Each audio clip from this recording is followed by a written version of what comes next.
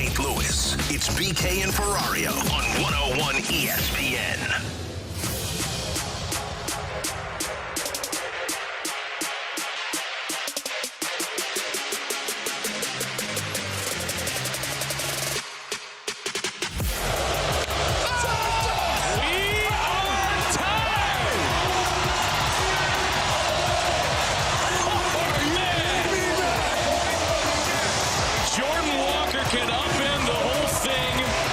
One of the longest shots on the board with a home run right here. Baseball is not afraid. Wow. Is that enough? Is that enough? Jordan Walker wins it. Come on, baby. That was electric. I could not believe what I witnessed last night. Sports are meant for surprises like that. I said about midway through his round, Alex, I looked over at Kara and Luca and I said, well, it was really cool that Jordan Walker was in this. It was amazing that he made it to the final. It's a bummer that he can't win it, but it's amazing that he had this kind of a moment. And Luca looked at you like, you're dumb, daddy. And then for him on his final 6 swings to be able to put that performance together, it's something I will never forget. Truly, it's one of those things, like a home run derby very rarely comes through with moments like that. But when it does, you remember it and you feel it. And it is, especially for those that are so invested in a player like Jordan Walker, the way that we are here in St. Louis, that was remarkable. And yes, I see all of your takes on the text line. And yes, you are correct. We could not have been more wrong. So dumb about the format. Now, I will say, just as a quick caveat, because again, to be upfront, we were wrong. As a caveat to that, though, I think Walker's comeback played a big factor in that. And if we didn't have that moment, maybe there could have been some times where it did feel like there was too much downtime. But I did not feel it last night. If I had never seen previously what the clock was like, I would not have yesterday been begging 4 o'clock. It did not have an issue of guys taking too long between pitches. I do wonder, Alex, if the clock in games has led to that, where guys are now more accustomed to quick get through an at-bat, let's go, get this thing moving a little bit. It did not feel like it dragged along. I thought the presentation was great after the introductions on Netflix.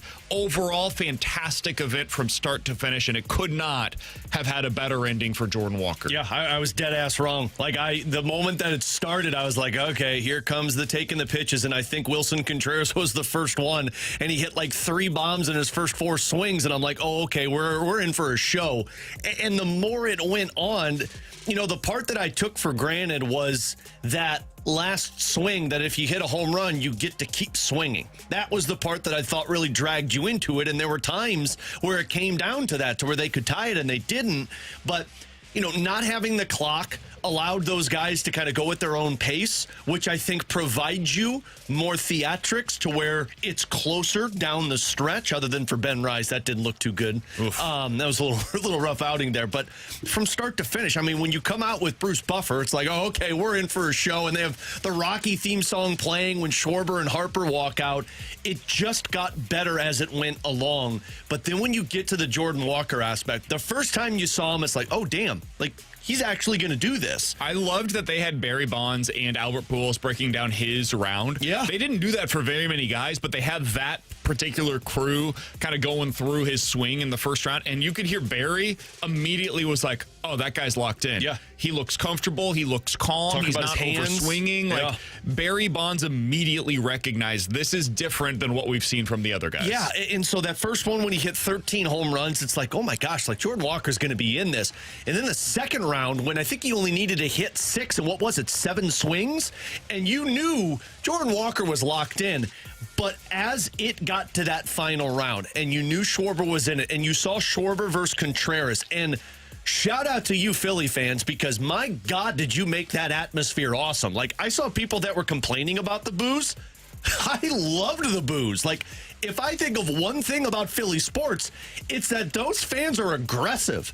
And they were booing the hell out of Wilson Contreras, which you can believe whatever you want. I think it affected him towards the end. The biggest cheer for Wilson Contreras was when he nearly got hit by his pitcher. Yes. So then it got to Jordan Walker. I mean, when it got down to that last swing and he kind of took the time and stepped away and took a breath, the fact that he rallied off those consecutive swings with that amount of booing, and it was so perfect to where the booing was loud, and then it got softer and softer when he tied it, and then there was nothing.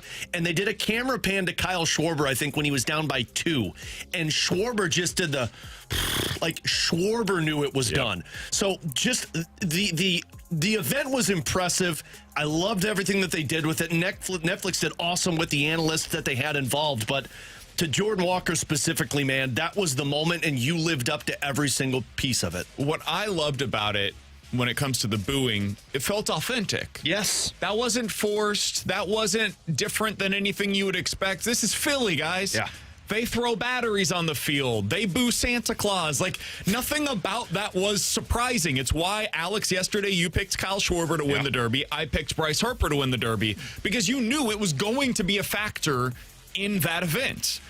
And what it ended up becoming, though, is it made Jordan Walker's win feel that much bigger. For him to be able to overcome what had to have been quite an emotional moment for him, A, because he's thinking back on everything that's happened over the last 2 years, and B, because he's getting booed relentlessly as he's going up against the hometown guy and a guy that might not be, there may not be a single player in Philly more beloved than Kyle Schwarber right now. And for him to go up against that guy in the final and in Philadelphia with all of those boos raining down on him, and he quiets the crowd, that made it feel that much bigger. Yeah. And then afterwards, Alex, I mentioned Barry Bonds. You know my affinity for him. I love the guy. He's the best baseball player that I personally have ever seen. When he was on the couch talking with Jordan Walker afterwards, and he said this to Jordan, I think it clarified for all of us what we just witnessed. That was the greatest home run derby I ever seen. I had to match 3 home runs to get to win 11 home runs. Amazing. What got me was this, Jordan, was this. You were so calm, and you used your hands well. You never cared how far the ball went. You actually used your hands well as a contact hitter and just hit the ball.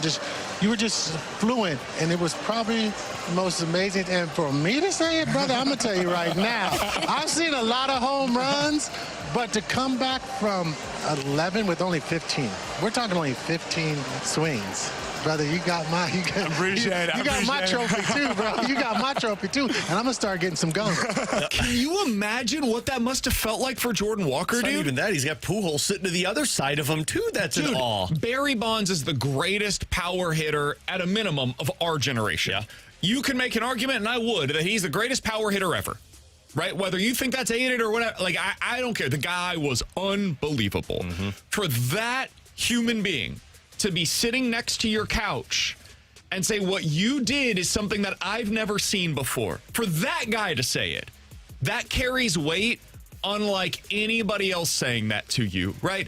It's like if you do something in swimming and Michael Phelps is like, holy bleep, I can't believe that you just accomplished that. Or you make a kick in this year's World Cup and Messi is the guy that's out there saying, oh my God, that was unbelievable. It carries a different amount of weight when it comes from that individual's mouth. And so for Barry Bonds, who never has anything great to say about anybody, because Barry's done it better than anybody in my mind and in his own mind, that to me, that was the moment where I left saying to myself, all right, yep, that wasn't just special in my eyes, a guy who can't hit a home run from second base when we're hitting it to the outfield. That carried weight in Barry Bonds' eyes, and that feels a little bit different. Look, that was his coming out party, Jordan Walker, and I know that's crazy to say because he's got, 22 home runs already at the halfway point of the season, but to me, that was the moment that now everyone around Major League Baseball is talking about Jordan Walker, and I know it's a dumb thing to put it on because it's just a home run derby, but you look at past past moments in the home run derby. When Junior Caminero had his coming out party last year, look at who he is now. Cal Raleigh last year, who I know was doing it in season. Then when Pete Alonso had his first moment at the All-Star at the home run derby, like, those are moments to where players become bigger than what they were before it started. Yep. And that night, just adding into the fact that Barry Bonds had that to say, and Albert Pujols was in awe of this one. But that moment for Jordan Walker, just the presence that he provides about himself, the calm and cool and collectedness that he had at the plate, and then all of the stories that have been what he's had to come back from these last couple of years. And then his presence afterwards of the comment where he said, "You don't boo nobodies." It's like Jordan Walker became a likable player, and now it feels like all of Major League Baseball starts to talk. So for 4 years, BK, I've been probably the guy that's been complaining the most about this, saying you don't have a star. You don't have a catalyst to rally your roster. You just had it last night. That was it. That's what I think got me most excited and why I couldn't turn it off. It felt like I was watching Jordan Walker turn into a star right in front of my eyes. These are now Jordan Walker's peers. Giancarlo Stanton, Aaron Judge, Bryce Harper, Pete Alonso, Juan Soto, Vlad Guerrero Jr., Teoscar Hernandez, Cal Raleigh. Those are the winners of the home run derby over the past decade. And Jordan Walker added his name to that list last night. Alex, you know how big I am on tools, right? Like there are different levels to stardom in Major League Baseball. And you're correct. The Cardinals have not had that, like what I will call an S-tier star level player in Major League Baseball since Albert. Yeah. In my opinion. Jordan Walker has the potential to be that. And last night was the tool that can get him there. Power like that, with that size, his speed and athleticism, and frankly, his charisma, which was on full display last night as well, that is different. And it is the kind of thing that can shine through, and it can make him, even among all-stars at an event like yesterday or all-stars at an event like tonight, he becomes the guy that other players look to and say, that guy's different. Yeah. They do that with Bryce Harper. They do that with Shohei Ohtani. There are certain players that are just in a separate category. It's almost like in the Hall of Fame, right? There's a Hall of Fame, and then there's the inner circle of the Hall of Fame. There are stars in Major League Baseball, and then there's the inner circle of stars in Major League Baseball. Walker's not there yet. He's got a hell of a lot more to prove. But last night was the kind of display that allows you to have the opportunity to get into that group. Man, was it a hell of a lot of fun. It's the best moment that I can recall for the Cardinals, like individual moment that I can recall since Albert hit 700. I'd be happy to hear any other suggestions via the text line at 314-399-9646. But from, I think that was September of 2022 until today, I don't think there has been a moment that is on that level with what Walker was able to accomplish last night. You asked me in the office, and the only thing I could think back to was 700. And I mean, it makes sense because the last couple of years have been bad for the Cardinals. And even after that 700 home run, Pujols went on the tear the rest of the way, but the Cardinals didn't do anything in the playoffs, so there really wasn't a memorable moment. So that was the first time that it felt like all eyes were on St. Louis because of a guy like Jordan Walker. And to your point with his charisma, man, just everything about it. I think having his dad be so excited and his family be there. It was funny at the end when they were interviewing him, Jordan Walker's grandma was just standing behind Barry Bonds and waving people over. Albert asks her, hey, what was this like for you? Barry gave the mic to the grandma. It was just that on top of his comment afterwards. And then I know he did a piece, I saw Bob Nightingale put a piece out, him saying I hope this is something to where, young black kids get more into baseball so that they're watching this, because I was this kid. The likability factor went through the roof for Jordan Walker, and that's a big part of being a star in baseball. No doubt. He's Alex Ferrario. Bradford Brunn's in with us today. T-Bone out all week.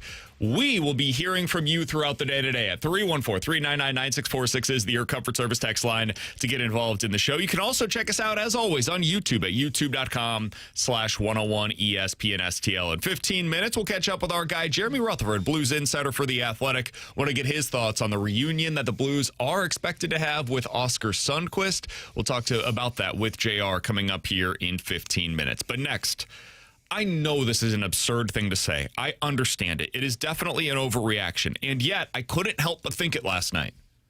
I feel more comfortable today giving Jordan Walker an extension than I did at this time yesterday. I'll explain why next here on BK and Ferrario. We want to hear from you. Use the Scott Lee Mic Drop feature on the 101 mobile app. Give us your opinion on anything St. Louis sports with a mic drop. Brought to you by the Scott Lee Heating Company.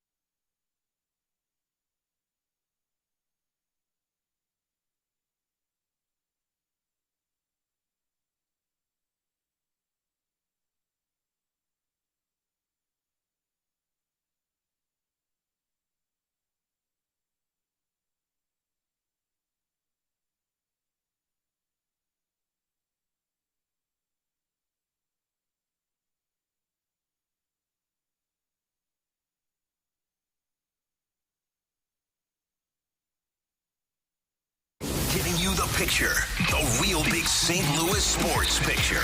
It's BK and Ferrario on 101 ESPN.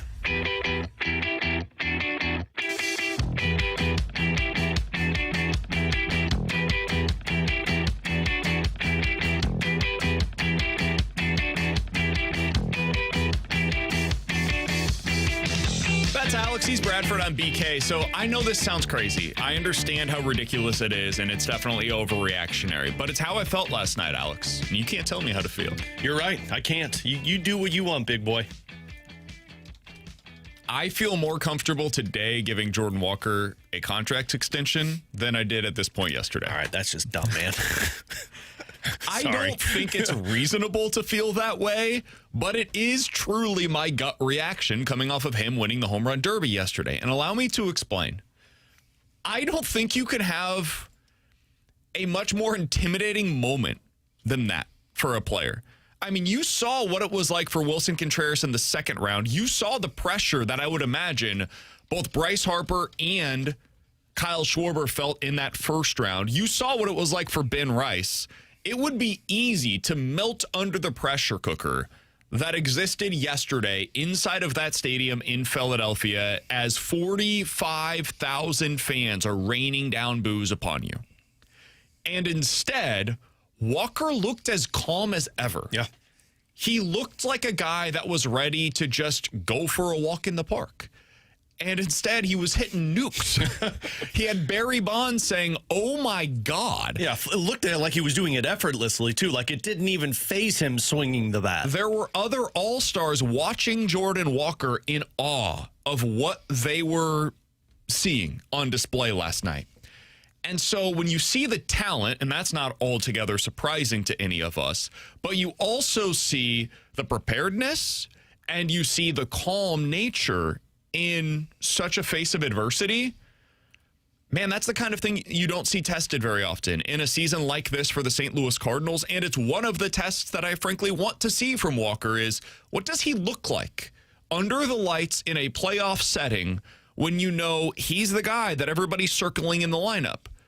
I don't know about you, but last night gave me a glimpse into what that could look like. Yeah. And what he might be under pressure. This is a guy that was sent down in the past. This is a guy who was counted out not only by fans, but by us here on the station, and frankly, probably by a lot of people inside of the Cardinals organization after how horrible he was over the last 2 years. And for all of that to come together the way that it has this season, I understand that there is inherent risk in doing any kind of a contract negotiation with Jordan Walker right now. But that performance last night, the performance that he's put together so far this year, I am right now as comfortable as I have been at any point in Jordan Walker's career in doing exactly that. All right, 8 years, $250 million. You ready to sign it? Here's the contract. Here's the pen. 8 years, $250 million. Jordan already signed it. Chaim, you signing it? So, no, there's no so. You put the pen to paper or you don't put the pen to paper. probably. Yeah. Probably. Bradford and I said it yesterday. We'd both do it. Black or white. Yeah. Pretty simple. Well, you won't be able to see it then. Black pen, maybe red pen, blue pen. It's fine. Fair enough. I think you... I think there is real risk involved with this. Of course there is. If you're wrong, you're bleeped. Yeah. But if you don't keep this guy around and if this guy doesn't become a star, you're probably bleeped anyways. So I might as well operate under the assumption that this guy's going to be a star for me. You're still searching for him then. And guess what? When you find him, if it's not him, you're going to be paying that guy too. Exactly. To me, the first thought I had, well, he's never going to be cheaper than what he is right now. Because all that's going to happen is it's just going to keep going up. He comes out of this break and, his swing isn't messed up like I believe it might be. Tongue-in-cheek, guys. I'm not be really serious about that. It's just going to keep going through the roof because now he's playing at an MVP level. He just won a home run derby. You're going to pay him even more. And I'm fine with it because guess what? Yes, you are taking a massive risk. But you started this rebuild with the plan or build, whatever you want to look, as finding the next core. You found it. Like, Jordan Walker is doing this in one season, but he has had his slumps this year. He has had weeks where he has gone silent.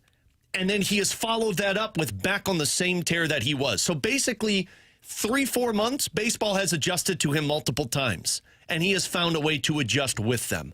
Now, I don't know what it looks like next year, 2 years from now, 3 years from now, but I can guarantee you this. If their contract was 8 years at $225 million right now for Jordan Walker, he finishes this year as top 5 MVP and starts off in the first 2 months of next season where he's doing the same thing that he did this year. That contract now goes up to $300 million. That contract then goes up to $320. Like, it just keeps rising. So you're taking a risk at some point. I think I'd take it right now for a guy like this. I mean, he took an entire baseball and just crushed them with 6 straight swings. It's different pressure in the playoffs than the home run derby because you're facing a guy who's going out there throwing 100 miles an hour at you, and you got to find a way to get the ball to bat. But I agree 100% with you, BK. Watching him last night, that showed me that dude has ice in his veins. Call him the Iceman from now on, all you want. Because the biggest moment, I know Jordan Walker at least has the ability to come up and help his team. And that, to me, is something worth taking a chance on. Yeah, I think that's probably what you're looking at. I think it's going to have to be $200+ million. Oh, yeah. I don't think he's signing anything for any less than that. Oh, 100%. Somebody on the text line, by the way, from the 573, this is something that we should probably bring up here, said Ollie looked very proud. That was so cool to watch. Yeah. Ollie looked like a proud father. Yeah, he did. Yesterday, watching Jordan Walker. Ivan Herrera was the greatest hype man that you could possibly ask for. Riley O'Brien was clearly thrilled. His family was... I loved watching his family. On another level. Like, the whole thing, everything about it was special last night to be able to witness. Like, it felt as though we were watching... like 5 years culminate into that moment. That was the star that he was always supposed to be. This is who the Cardinals projected him to become, right? Like the whole, this is the best prospect that we've had, best hitting prospect we've had since Albert Pujols thing that John Mozeliak said. He said that for a reason. Yeah. Now, we can look back on it and say, hey, maybe don't say that next time. Don't say it when he's 18 years old, okay? But he said it for a reason because he truly did believe that. Like, the only guys that were mentioned in the same breath as Jordan Walker when it came to hitting prospects for Cardinals in the past 25 years were Albert Pujols and Oscar Taveras. It was those two and then Jordan Walker. And to have him in that ilk as a prospect and for him to be what he's been over the last few seasons was incredibly disappointing. And then yesterday, I was like, oh, yes, finally. We get to celebrate the guy that we always wanted this to be, the relationship between he and St. Louis. And I was having a conversation about this with one of my buddies this morning, Alex.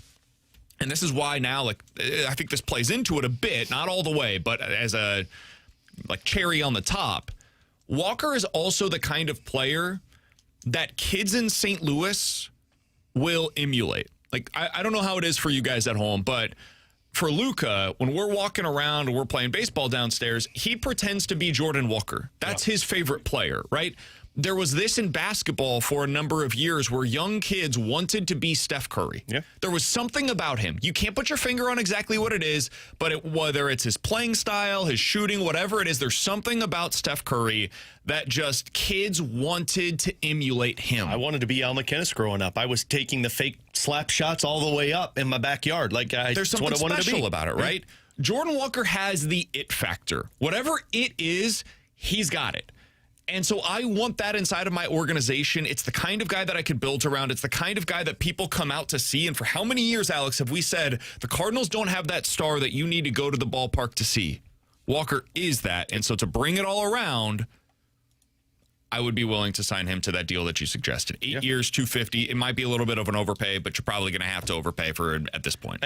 You got to take a risk at some point. And if you're never going to play the risk game, then I think you're always going to be chasing consistency. And for the Cardinals, you've been chasing consistency for what?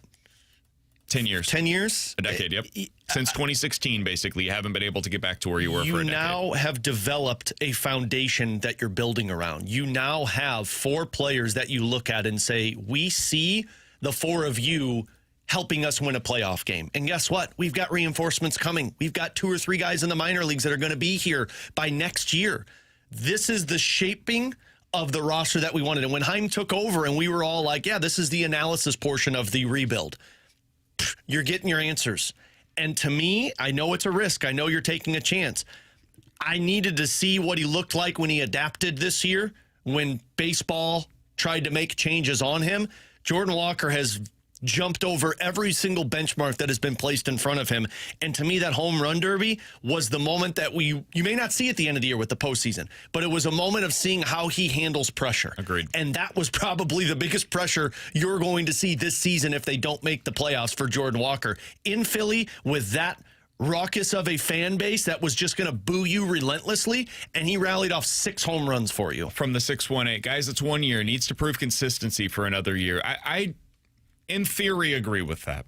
You just gave, and I know it's a different amount of money, you just gave J.J. Weatherholt a contract extension. The difference in money can't be overstated. Like that's a big part of it. You know, I mean, we're talking about 125 versus 250. But you pay for power, and the one thing you need is power. If you're wrong on this, though, it's far worse than if you're wrong on JJ. JJ's totally contract is not going to cripple you. That at no point does it get out over your skis.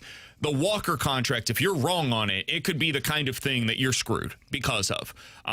But he's also further into his career, which means that you have less negotiating power and less leverage as the team because he's closer to free agency. And so he could just say, okay, cool, you're going to lowball me? Great. I've got 3 years left. I'm already in arbitration. I'm about to be an MVP candidate. I won the home run derby, and I'm putting together MVP caliber numbers right now. Just wait till we get to ARB, and then we'll show you what we can make in that. You might be talking about like 10, 20, 30 million bucks over the next 3 years individually, and then he gets to free agency, and he's the kind of guy that if this continues, if this is truly who he is, it's 40 plus a year. Yep. He's got that kind of talent, and you're on the hook for that then. So, like, think about what Toronto had to end up paying by waiting further into Vlad Guerrero's career. And now imagine that for you here in St. Louis. You don't have Toronto money, right? Like, you can't necessarily get to that same level as what they did. So that's why it does pay to be early, even though it is scary as hell. With the possibility that you're going to be wrong. It's scary. And for the people that say, well, I need another year of consistency before I can pay him, is another year of consistency worth an extra $100 million? I guess that's the question, right? Because they have all of these people inside that were their actuaries, effectively, where they get to decide or they can look into the numbers on what are the comparables today versus what the comparables would be if he did it again for another year. I don't know what it costs you. But if it's $50 million, $100 million, that's basically what they have to determine is how much is that extra year of certainty worth to you. I'm just going off of, like, let's say 8 years, 225 is realistic for something like this. I think if he does this all the way up to the All-Star game next year or the All-Star break next year, I think you're talking about 300 plus. I agree. Is one more year of, oh, well, I got to see him do it for 3 more months. Is that worth an extra $100 million? Because you're making an even bigger risk then versus now where you're still making a big risk. Alongside Alex and Bradford, I'm BK. Jeremy Rutherford, Blues insider for The Athletic, joins us next here on 101 ESPN. Get social with 101 ESPN. Follow us on Facebook, Instagram, TikTok, X, Threads, Blue Sky, and YouTube at 101 ESPN.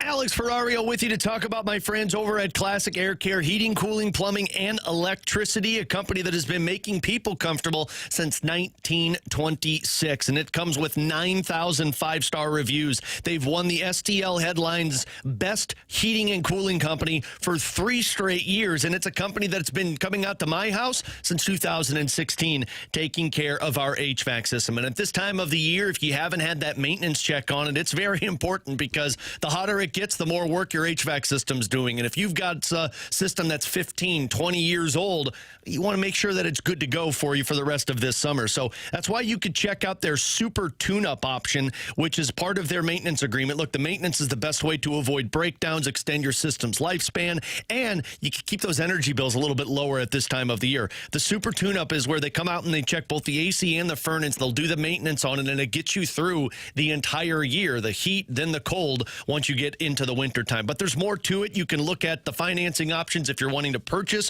a new HVAC system. They have free second opinions if you need your system to be looked at again after you had one company give you a price. Call them today. They'll help you with whatever you need. Just tell them Alex Ferrario sent you. Classic Air Care and ClassicAirCare.com.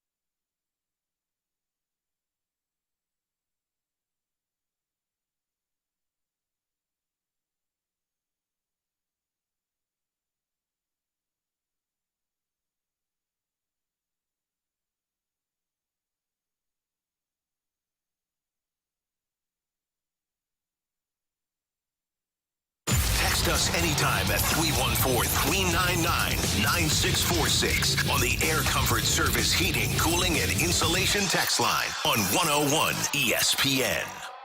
101 ESPN Sports Center. Walker stages epic comeback at Citizens Bank Park. Good morning, I'm Bradford Bruns with the Sports Center update powered by Universal Windows Direct. Last night in Philadelphia, Jordan Walker rallied to take down hometown favorite Kyle Schwarber and capture the home run derby crown. Number 18 going yard on his last 6 swings. More indelible moments could happen this evening as Walker, Ivan Herrera, plus Riley O'Brien gear up for MLB's 96th All-Star Game. NL manager Dave Roberts unveiled his starting lineup yesterday. Schwarber will lead off while Mets left fielder Juan Soto bats second. Freddie Freeman, C.J. Abrams, as well as Max Muncy then follow. Our coverage begins post-Fastlane. Roughly 2 hours from now, World Cup action finds France battling Spain. Your Sports Center update was supplied by Universal Windows Direct. You'll be saying, I love my windows.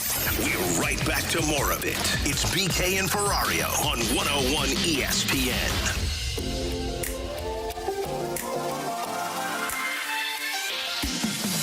Alongside Alex and Bradford, I'm BK. Happy to go out to the Kiley and Thompson hotline to be joined by our friend, Blues insider for The Athletic. He's Jeremy Rutherford joining us here on the show. Jared, we'll get to the Blues here momentarily, but as a native St. Louisan, I have to imagine you were locked in on the Derby last night. What was your perspective as Jordan Walker won that thing? It was great. It was great. Last night was one of the rare nights where, I invited some people to come over and watch it. Like, oh, thanks, JR. Appreciate it. I didn't know I'd throw myself under the bus. Yeah. It's cool. I just had to watch it by myself last night like a loser. There's no chance you were leaving your house after 9 p.m. Yeah, no. Yeah. If you would have invited me at 7 o'clock, maybe I would have shown up. but had a few people over and set up the wiffle ball in the backyard for the kids to play, and they were watching the home run derby and then stepping out and taking some swings, and so it was a good time. But hey, so I do have a gambling story. I don't want to come across as a degenerate. Every once in a while you throw a wager. Come on, you're speaking to two degenerates, JR. and that's why I knew I could mention this, because I'm not any worse than you guys. So once he makes it to the semifinals, like, okay, well, this is worth $10. We'll throw it out there. So as it gets to the final 3 or 4 swings, my screen goes blank, and I just assumed that I lost the bet. But what happened was, the actual obvious event is a few seconds, minutes ahead of what you're seeing on TV. So I was like, okay, well, he lost. I lost my bet. No big deal. And then I keep watching the screen, and he hits the, 6 straight and wins the event. So what had happened is I had actually won my bet, and it closed out. I didn't know it until I saw it on the screen. And so it was just amazing for everybody back there, the kids included, to be watching that. And now I'm a few bucks richer. So, Alex, I'll take you out to lunch and make up for not inviting you over. Deal. I mean, you and Jordan Walker in the same boat, right? You won some money, and he won $1 million. So he's feeling the same way after last night. Hey, listen, he's already making, $800,000 this year, which, by the way, I'll never understand that as long as I live. You got Blues fourth liners that are making $800,000, and Jordan Walker, the home run MVP type guy, making $800,000. Yeah, that's why we all say here on BK and Ferrario, JR, cap. I mean, Macklin Celebrini also making $800,000. Yeah, not for long. Yeah, true. That's fair. All right, JR, let's talk about the Blues. They make the news over the weekend. Oscar Sundqvist back once again. He's just going to keep signing here in St. Louis, this time on a 2-way contract for the Blues. What was your reaction when you saw this news? Not surprised. Oscar Sundqvist wants to remain with the St. Louis Blues. He wants to stay in St. Louis. And I know you could say that about a lot of players, but honestly, being around Oscar, he's that type of guy who it's just in him, and he wants to be here, didn't want to go anywhere else. Obviously he's on the back nine, if not the final holes of his career. And I think he can still help this team. Now, can he help this team from a 50 game, pump in 10 goals? Maybe not. But when he's around all these young players, he can be nothing but a good influence on what it means to be a Blue and the style that you want to play. And so it remains to be seen, how much he'll play, or if he'll even be in St. Louis for a majority of the year. It could be Springfield, which, if it is Springfield for half the year, part of the year, he'll be down there hand in hand with Steve Ott trying to bring these guys along, only doing it from an on-ice perspective. So I think it's a move that made sense in terms of some depth. And also, what have we been talking about for the past couple of weeks, guys? Yeah, there's big numbers, 12, 13, 14, 15 forwards who could be on this roster. But I think it's a situation where if we do see a move prior to training camp and then Sundqvist slots in there as a 12, 13, 14 forward, it makes sense because of the deal that they've made that we haven't seen yet. Well, and that's the part for me, JR. Like, the more I see guys getting signed, they signed Dubé, they signed Oscar Sundqvist, they make the trades for all these forwards. It really does feel like that there's going to be at least some type of move that takes place, because going into camp with this many forwards, I just can't believe they're going to put this many guys through waivers to try and get their roster correct. Yeah, but if they get to, and I agree with you, but if they get to camp and they let it play out, let's just say they don't make a trade and they got all these numbers at forward, you see who's bringing it, who's not, put them through waivers, you lose them. Sundqvist is a two-way contract, so that's not a huge deal. He's only going to make $300,000 at the American Hockey League level. And, you got to believe Dubé on the one-way deal. They've got plans for him, but, you also have a couple guys like Carbonneau who you would like it if they were here, but it's likely not going to happen. So they have a situation where they can be sent down. So I just think you're trying to give yourself as many options as possible. And at the same time, you want a competitive camp. The other thing, JR, is like Stenberg can go down without being sent through waivers. He's one of the biggest guys here. You mentioned already with Oscar Sundqvist. It basically comes down to a Jack Finley versus Dylan Dubé competition with Nathan Walker. I guess you could throw him in there too, right? It's kind of three guys for two spots. And Hugh Suter too. But like Suter, even with that, that's 14 forwards. Well, you got Berggren, you've got Suter, you've got Johnston, Toropchenko, Walker, Finley, and Dubé. Yeah, that's seven guys already for, what is that, 4 spots? Like 5. Right. But like you just have to send one guy down out of that group that you just mentioned to make it work if Otto Stenberg and Oscar Sundqvist are starting the year at the AHL level. Because otherwise, you've got 14. Everything. Yeah, I think so. I agree with everything. You just you let it play out. But I think the thing that Blues fans, even here in mid-July, are looking at in terms of what it could look like in September in training camp is, if the Blues are going to push forward with this quote-unquote youth movement, kind of turn things over to this younger core, why not have Otto Stenberg out there? Why not have Theo Lindstein out there? Why not have some of these guys who you think are going to be part of the future, as opposed to a Sundqvist, a Dubé, those types of guys? And I think what the Blues are continuing to try to do is, be competitive and not put these young players in a position to fail, and trying to find that balance. And the way you do that is you prepare for it by bringing in bodies who are capable, who you think can help you.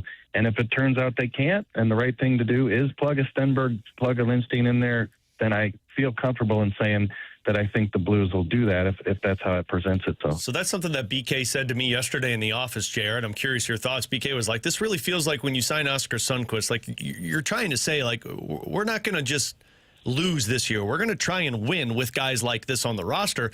And that's the part that I guess I am curious about. Like, at what point do you say, all right, Stenberg's ready to take more lumps. All right, Lindstein's ready to take more lumps. Justin Carbonneau's ready to take those lumps. Like, it's a really sticky spot to be in, to where you want to be competitive and you want to tell Robert Thomas that, look, we can win with these guys, but you also have to give them some NHL experience.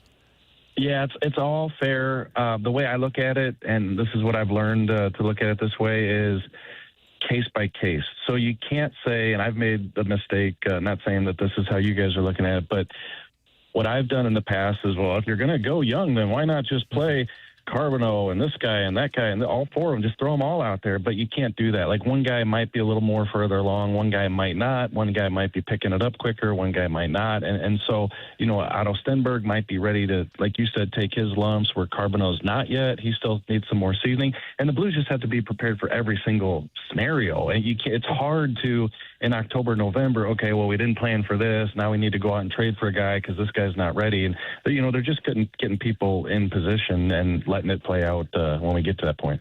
Jeremy Rutherford, our guest for just another minute here on BK and Ferrario. Last question that I've got for you, JR.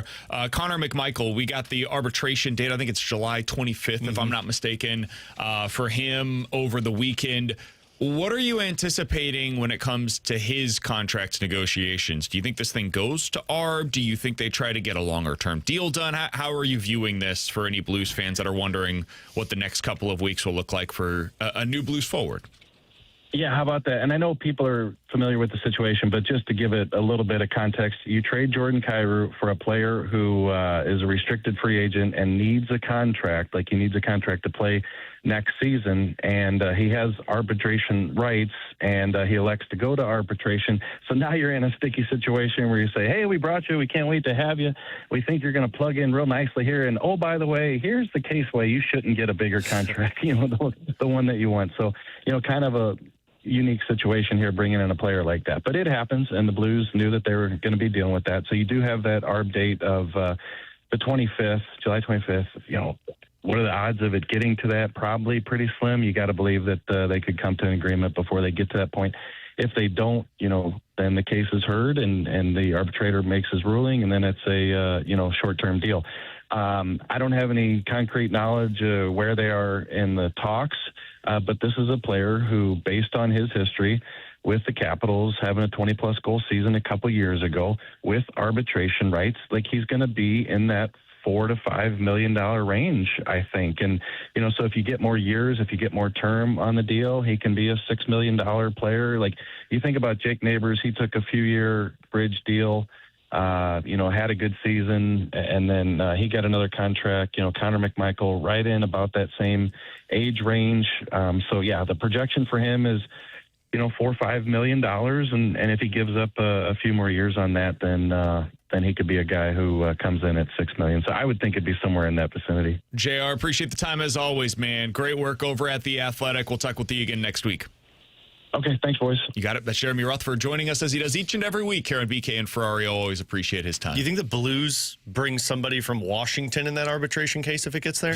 Like you have to have Washington argue why he shouldn't make that much money? Hey, we valued you so little, we traded you. Yeah. Along with other assets for a guy the Blues couldn't wait to get rid of. Pay this guy like $1 million.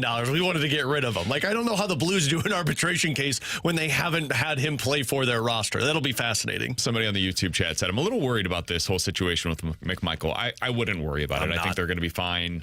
My guess is they'll do like a 4 or 5 year deal at $5 to $6 million per year. Or they do a bridge with them and say like, hey, we want to see how you play. We'll give you 2 years and then you get a big payday when you're 26, 27 years old. Like I'm not worried about this. And I know a lot of people probably are because in the past, guys that go to arbitration, it does get really nasty. And, we've seen guys get moved after arbitration. I don't think this can get nasty because the Blues don't have much on Connor McMichael. So I would still anticipate, you still got 11 days before the arbitration case.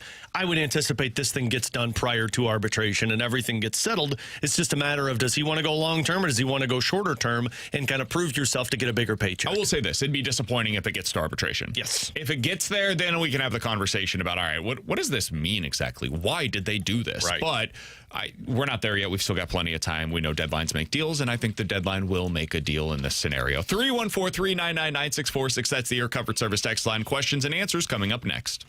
Tonight, it's the MLB All-Star Game. Coverage begins at 6. The MLB plays on 101 ESPN.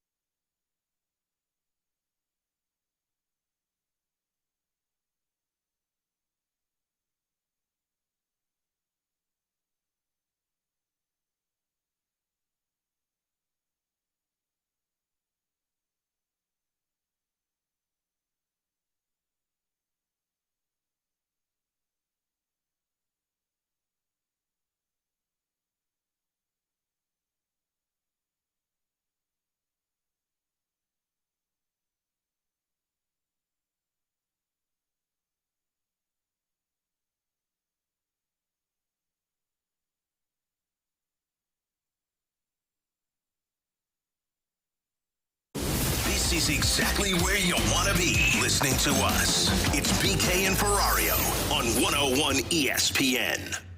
You've got questions, we may have the answers. Maybe. It's BK and Ferrario's questions and answers on 101 ESPN. 314-399-9646. That's the Air Comfort Service text line for questions and answers. If you guys have any questions, go ahead and get them in right now on the Air Comfort Service text line. By the way, I was just watching some of the highlights from Jordan Walker on Pat McAfee's show. That's what an event like last night brings. Yeah. This kind of exposure is special, and I'm so happy for the kid. But he was asked, hey, what was last night like? He said, it was a good night. I'll just leave it there. Smart man.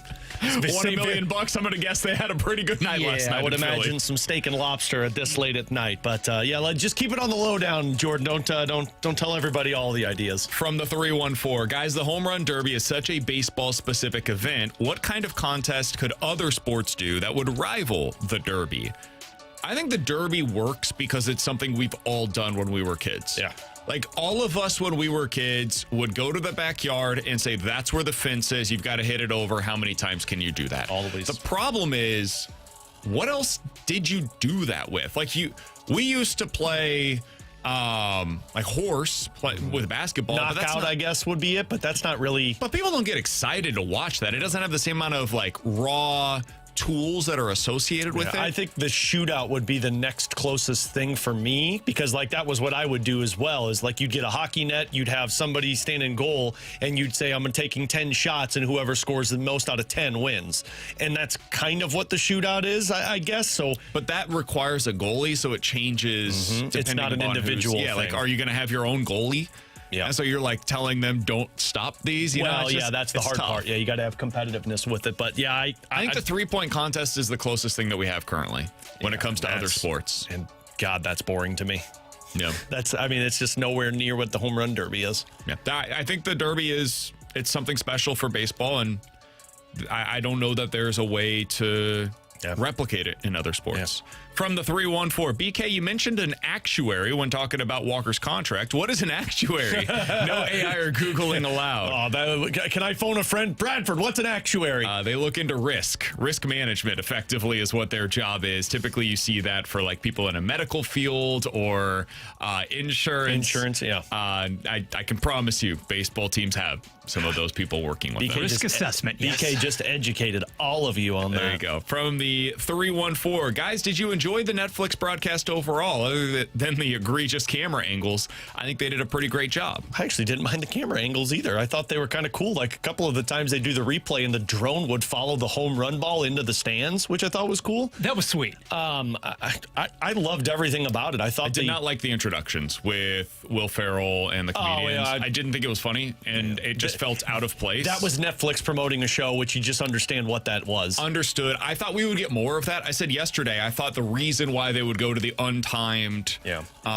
version is because they would have more of those interviews where they would have. Sabathia is terrible at interviews. It's just so bad, man. He's totally fine when breaking things down. Yeah. He's just not an interviewer, and that's okay. There's nothing wrong with that, but it's an uncomfortable position to be in if you're not good at it. Other than the Will Ferrell thing, which, I mean, that was just a snippet. You knew what they were doing, and so it was like you just kind of threw that away. I thought the set with Rizzo, Pujols, and Bonds was incredible. Fantastic. The announcing crew was so good. There's something about Matt Vasgersian for me. Maybe it's MLB The Show, to where it just feels like I'm watching a video game and it plays, but his voice is just so good with it. And then, like, I loved the Michael Buffer. Like, I thought that was the perfect way to introduce those guys. So, yeah, the whole element was awesome. A little bit of camp or not, that was refreshing. I thought, honestly, from a production standpoint, Netflix learned a few lessons from the opening day or opening night broadcast. Definitely tinkered with some things for the better. Yeah, they just made it more of a baseball broadcast. Thank you. I think that's what people want is... Like, YouTube had this with the NFL stuff that they did the last couple of years. Just... Pre-game, you can do whatever you want with it, right? Because people aren't tuning into the pre-game to really get into the baseball vibe. But once the baseball event starts or the football event starts, whatever it is, just make that the star of the show. And if you can do that and you have good voices, like Alex said, Vasgersian was a fantastic guy to do with the play-by-play. Awesome. Pence was great. Rizzo was really good. You had Bonds and Albert. I almost wish that they would have utilized them a little bit more. I agree. Between rounds, I think they could have had guys go over with Barry and Albert. I think there's ways to even make this better, but for it being their first time, I thought it was better than the ESPN broadcast. I'll say that much. It felt big. And that's ultimately what you want from an event like that last night. From the 314, guys, if these four are fighting for the final two spots, who do you think makes the roster for the Blues? Dubé, Sonny, Berggren, Walker. Out of those four, which two do you think you would pick to make the roster? Dubé, Sonny, Berggren, Walker. Probably Dubé and Berggren. That's what I would go with. Because I think Sonny with the two-way contract kind of sells itself. And I think they look at Walker now and say, where does Walker fit in? Like, we brought in Johnston, who can bring that physicality. You've got the offense that Suter and Dubé could provide on that fourth line, and none of those other guys are centers. And so Dubé kind of gets the upper hand, I think, with the center position. And then you're basically going Walker versus Berggren, and Berggren's got the offensive upside. 314-399-9646 is the Air Comfort Service text line from Tim's Offshore Bookie. Guys, I really enjoyed Bonds last night. For a guy that doesn't do much media, I thought he was great. Barry Bonds, every time I've seen him on television, has been fantastic. Yeah. He's really good in that setting because he's just being Barry. He's not trying to hide anything. He's not trying to make him into something that he's not. He is egotistical. He is a guy that believes that he's the best to ever do it. He will tell you as much. Now I totally understand why you love Barry Bonds. And I get it now. In that setting, he comes across as more likable. He really does. He was so likable last night. He's authentically him. As long as you can be yourself, I think people can take it or leave it from there. And Barry is not going to sugarcoat it. That's who he is. And I think it comes off really well on TV because he's super confident. And a big part of television is just displaying a public confidence. Yeah. And he's really good on it, man. I also think he is a baseball savant in a way that like Jim Edmonds here locally is, right? Whatever you think about them away from the field, when they are there and they're just breaking down the game and they're invested in what they're watching, they're really freaking good at breaking it down. Yep. And Barry's as good as I've ever seen when it comes to that. When I have analysts, I want guys that did it on the biggest stage, that did it at the best of their position and to any other players. Like, to me, if I have somebody breaking down home runs, I want Pujols and Bonds doing it over Hunter Pence or Anthony Rizzo. That's who I want breaking down those swings. Or when you're talking NBA, you want to talk with Michael Jordan for 2 minutes every 6 months in BC. Well, some guys just aren't that good in front of a microphone. From Doug's fat friend, who uses more tone, Bonds or BK? Bonds. Easily me. Easily me. I don't know. Bonds seems like he's got that. Bonds, it's making sense. So you hate Jeter, silent but very confident.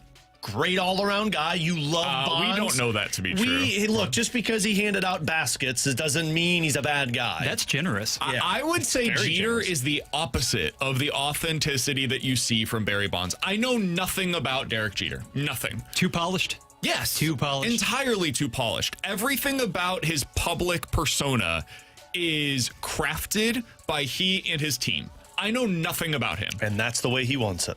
100%, which good for him. That doesn't mean that I've got to appreciate that or enjoy it. I'm not saying you do. All I'm saying is if you gave me Bonds and Jeter and said, who resembles BK more, now I know.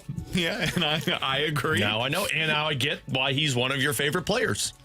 One of my favorite players and one of my favorite personalities. Alongside Alex and Bradford on BK. Better to forget it in 15 minutes. Derrick Goold will join the show for his weekly appearance coming up in the 1 o'clock hour live from Philadelphia, where he was in attendance last night for Jordan Walker's home run derby win. We'll talk to him at 1. But coming up next, one of the biggest questions coming into the season was, where's the power coming from for the Cardinals?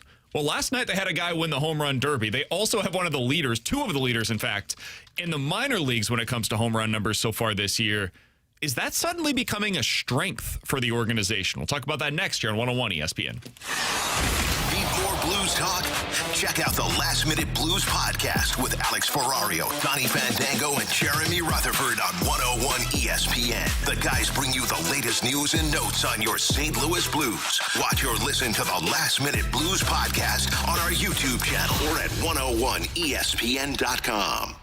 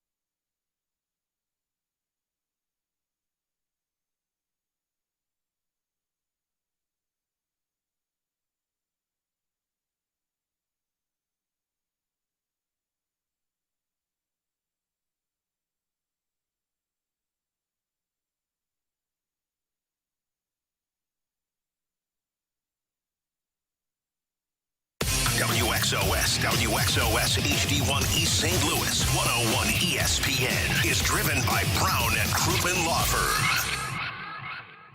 They are St. Louis. It's BK and Ferrario on 101 ESPN.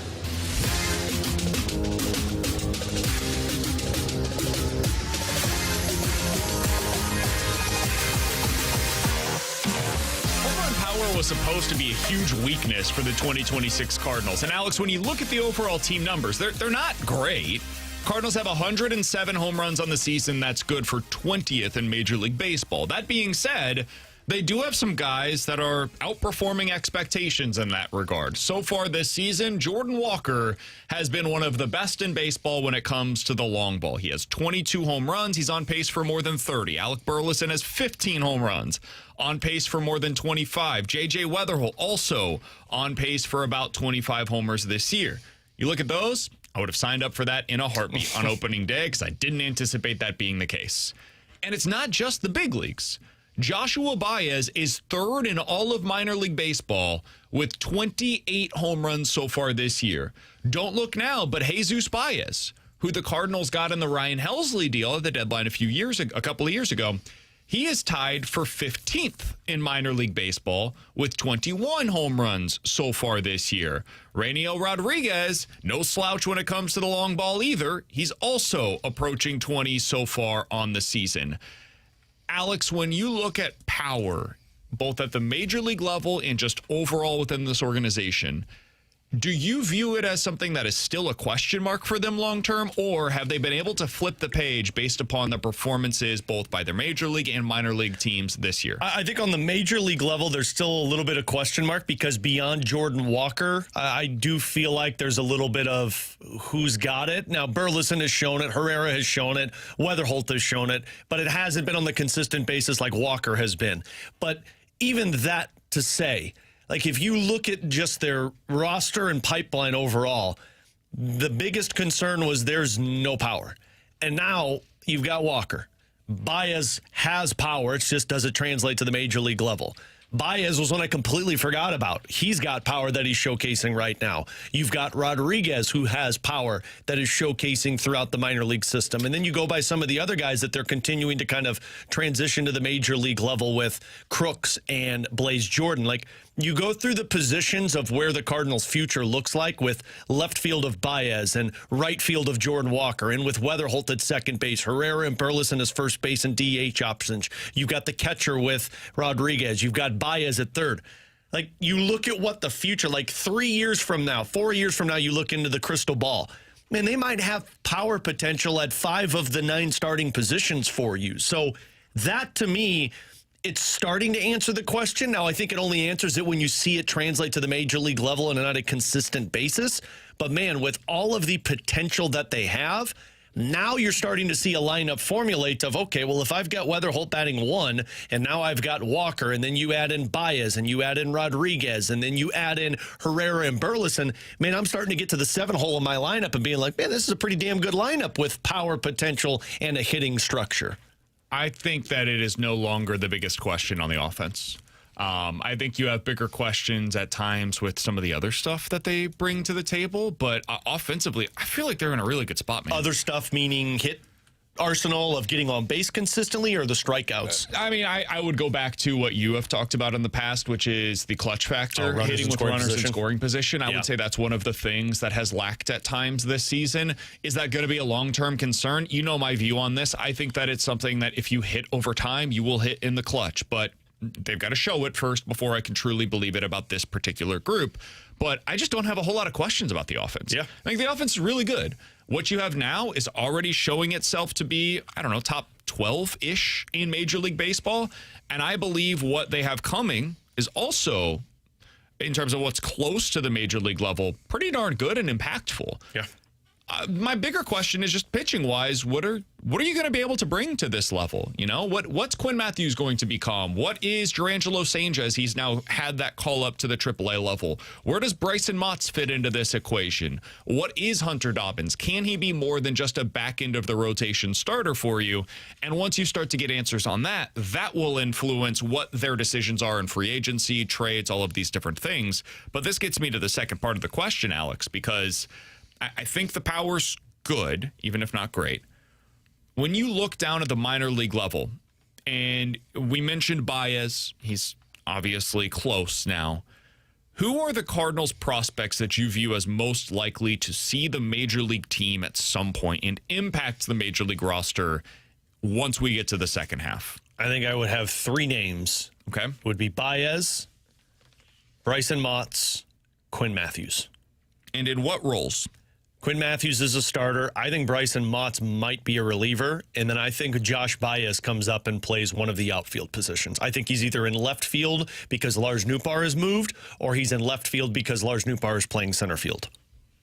Do you think we see Dobbins consistently? Because he's already had opportunities here, but do you think we see him consistently as an every fifth-day starter? I don't think so, and I'm glad you said it because I didn't even think of his name. And maybe it's because we've already seen him and I'm going off of guys that we haven't seen, but I think they would give the starting consistent spot in the rotation to Quinn Matthews over Hunter Dobbins. I think Dobbins would remain to be a spot starter, a guy that if they have to move it to a 6-man rotation, they can, or maybe if it gets towards the end of it, he becomes a bullpen arm to where you can use him as that long reliever.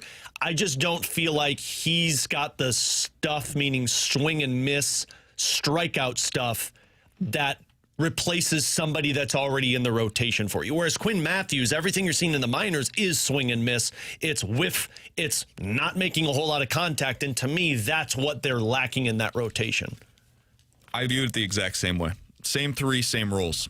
I think that you will see, if they drop out of the race, I think JoJo's traded, I think Dustin May is traded, and I think they open up a spot in the outfield, whether it's just everyday playing time or via a trade for Joshua Baez to be in the mix. Yeah. And then you get those guys their opportunity, see what they could do the final 2 months of the season, and they establish themselves as major leaguers coming into the upcoming year. But I think those are the 3 spots. I don't really have many other alternatives. I would be really curious. Now, this is different in terms of the prospect status, but guys that are currently at the AAA level, what do they do with Thomas Saggese the rest of the year? Yeah. Can he force his way back? What's the future look like for Victor Scott?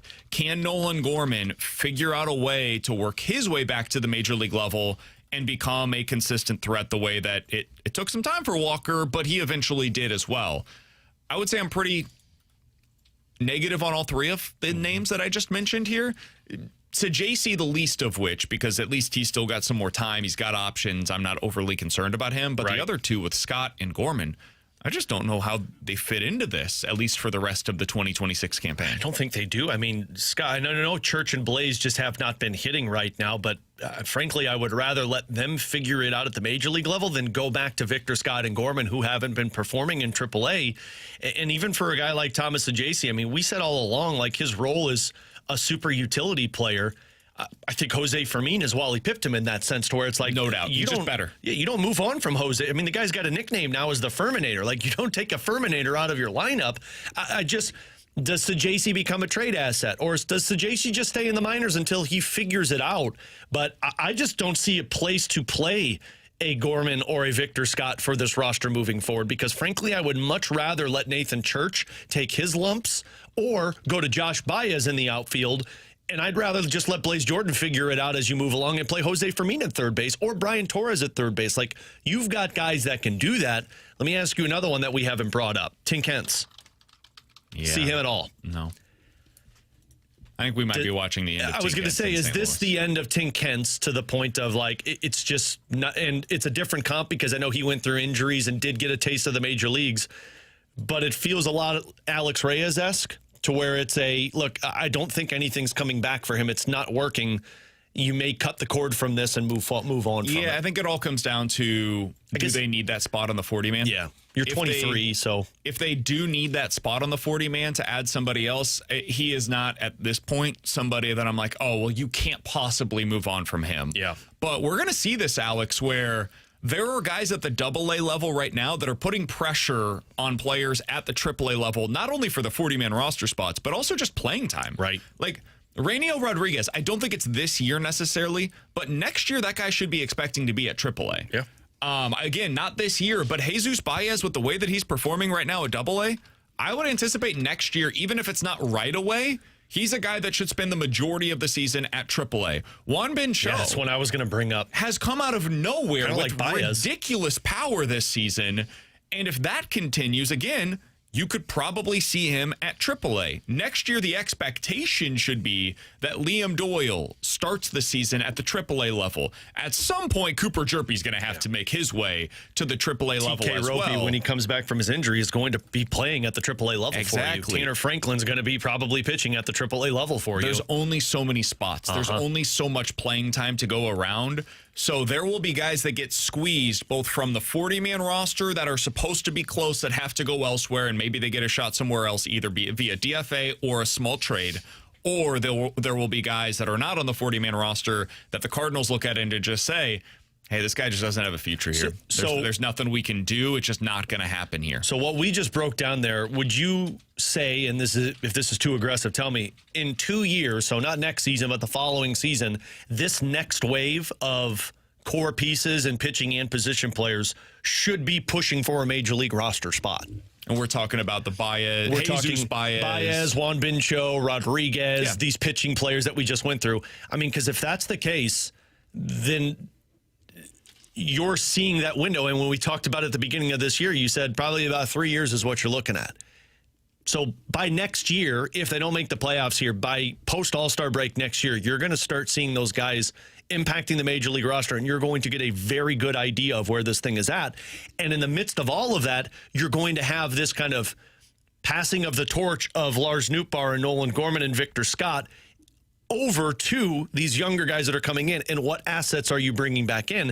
I'm just like imagining what Chaim Bloom has already been able to accomplish, and now if you're giving them more trade assets, man, you're going to continue to raise the standards of that pipeline while you're graduating guys to the major league level. Correct. That's how you get into that consistent winner that Chaim's looking for. That's why when you look at the Cardinals system right now, it has almost felt like there's a hole at the AAA level. Yeah. Like, there's not a whole lot that the AAA level now has to offer to the Major League roster. It's already supplied. That's why those guys are here. That's why the bullpen got into the jam they got into this year. Exactly. They just don't have the depth, especially on the pitching side of things.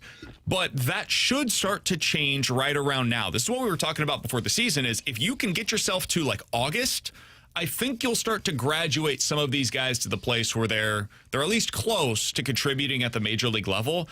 But you look down at Double A or High A, those guys are more interesting for the most part. That's where your higher level prospects are currently performing, and that goes back to what Chaim Bloom has done.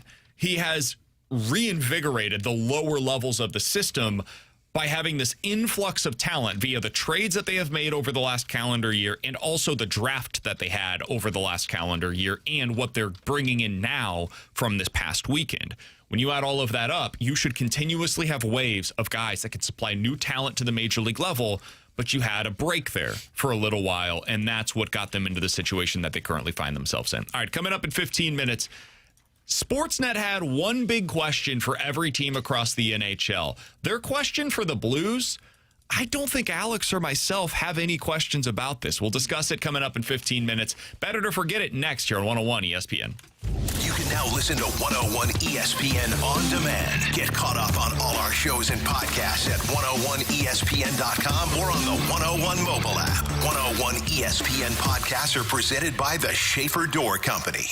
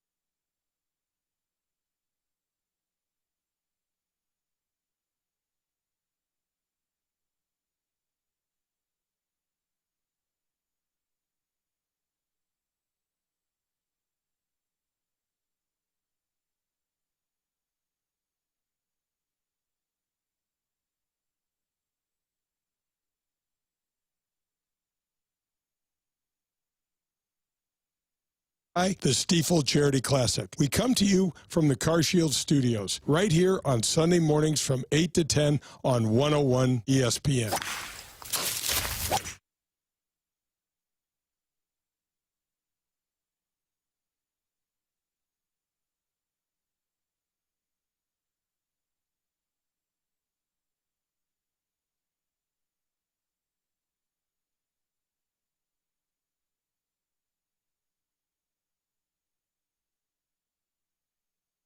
Giving you the picture, the real big St. Louis sports picture.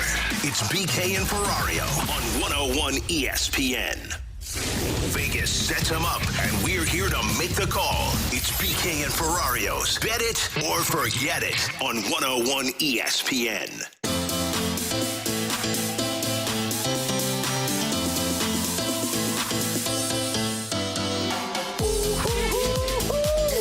Four 399-9646. That is the Air Comfort Service text line for Bet It or Forget It. Guys, Bet It or Forget It. Let's start out with this.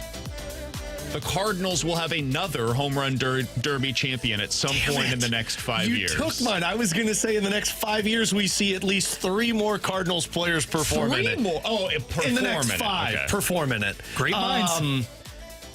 Yours is better. I'll say... Hell, we just spent time talking about it. I'll say Bet It. I'll say we see somebody win it at some point. Baez, Rodriguez, somebody wins it at some point again. Walker? No.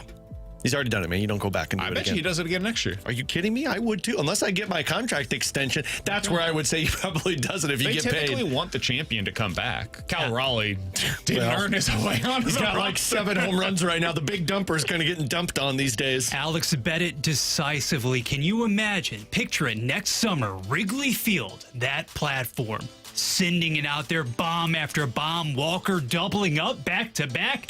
Oh, I can feel it right now. Who boos Jordan Walker louder, Cubs or Phillies?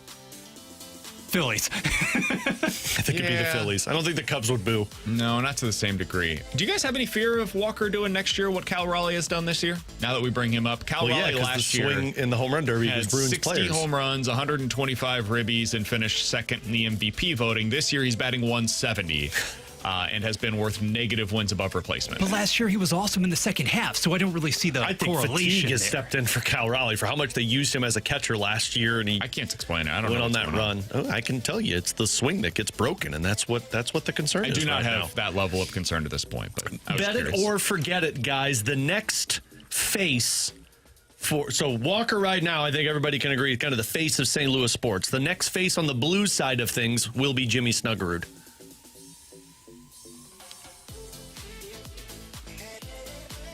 Interesting. Oh, that's good. I think they have a few outs, too, which is why I find it fascinating. Mm-hmm.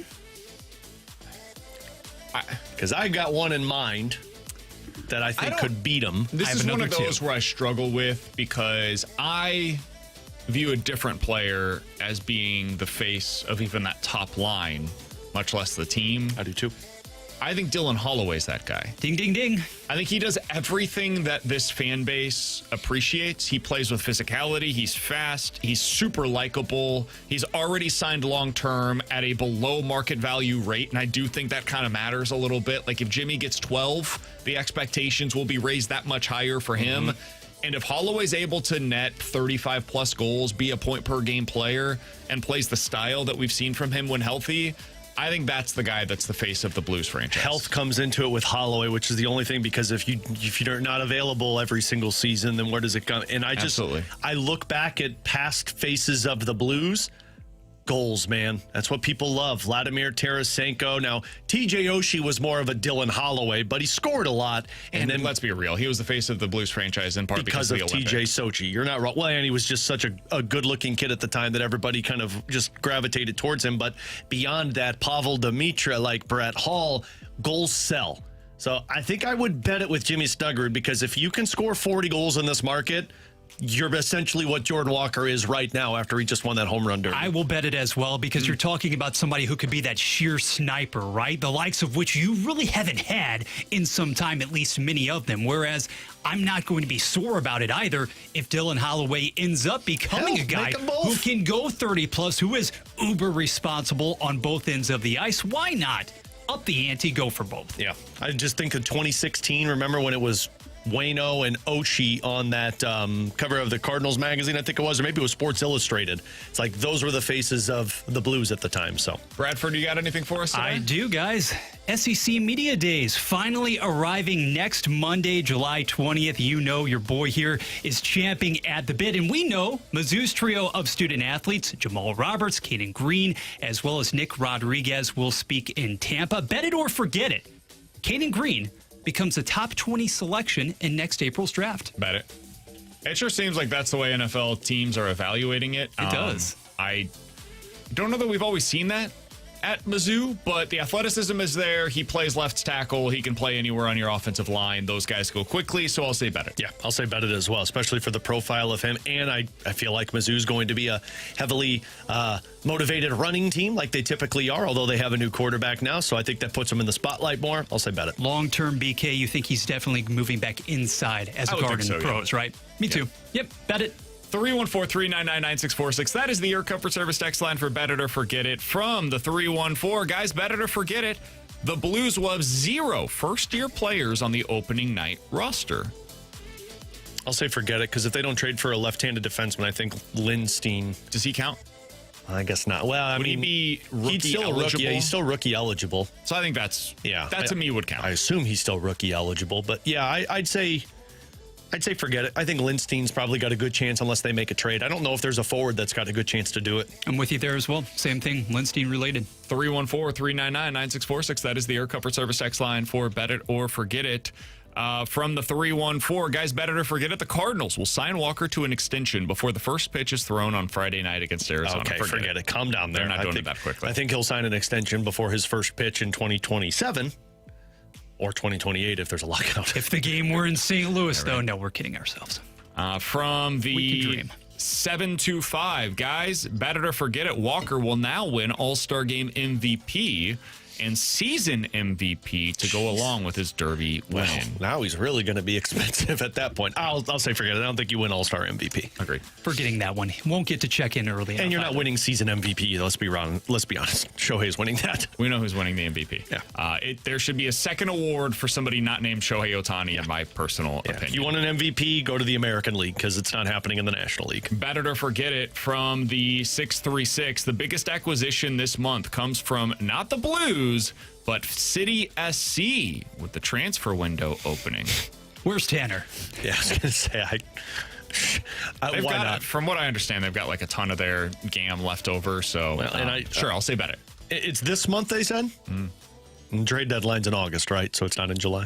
Good call. I always think it's July 31st because I'd say the biggest would be the Cardinals, but it's in July. So, yeah, sure. 314-399-9646 is the Air Comfort Service text line. Battlehawks will do it. From the 314, bet it or forget it. Blues will make the playoffs this year. I'll say bet it. Yeah, I think they get in. I think right now there's a battle for the 7 and 8 spot.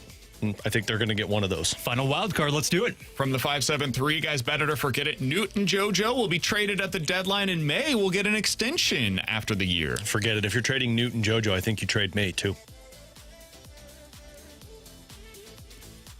I think you can replace all. Well, actually, I don't know if you can replace the JoJo. Maybe Motts or somebody in the minor leagues.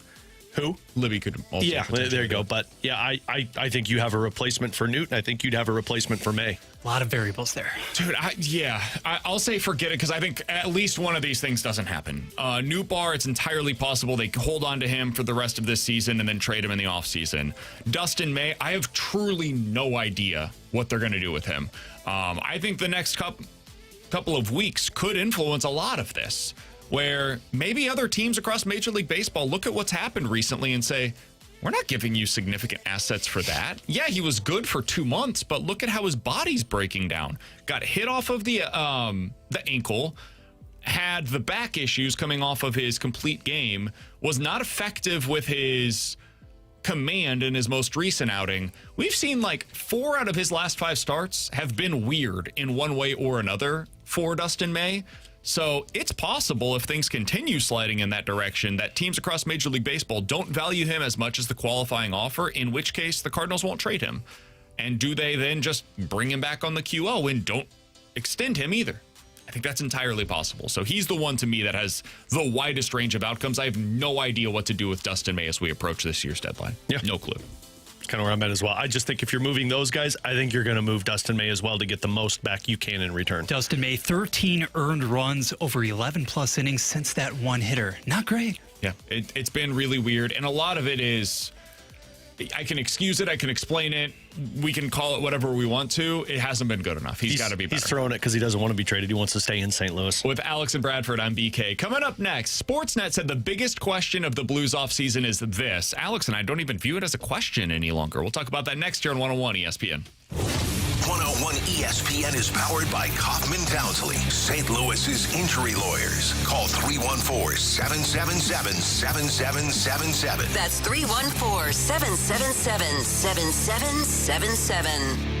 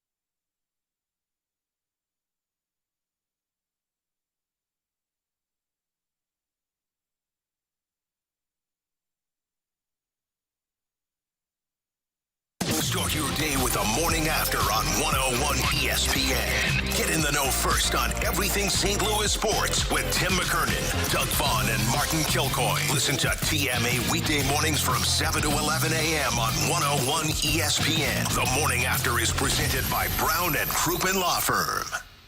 101 ESPN Sports Center.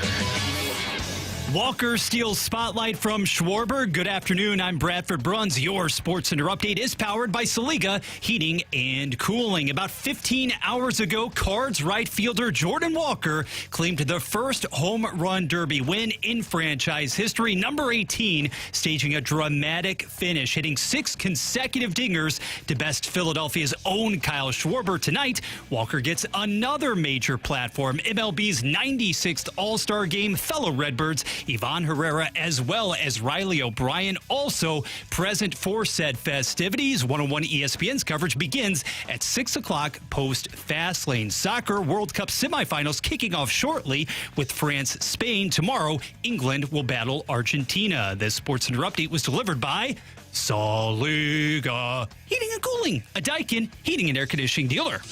We're right back to more of it. It's BK and Ferrario on 101 ESPN.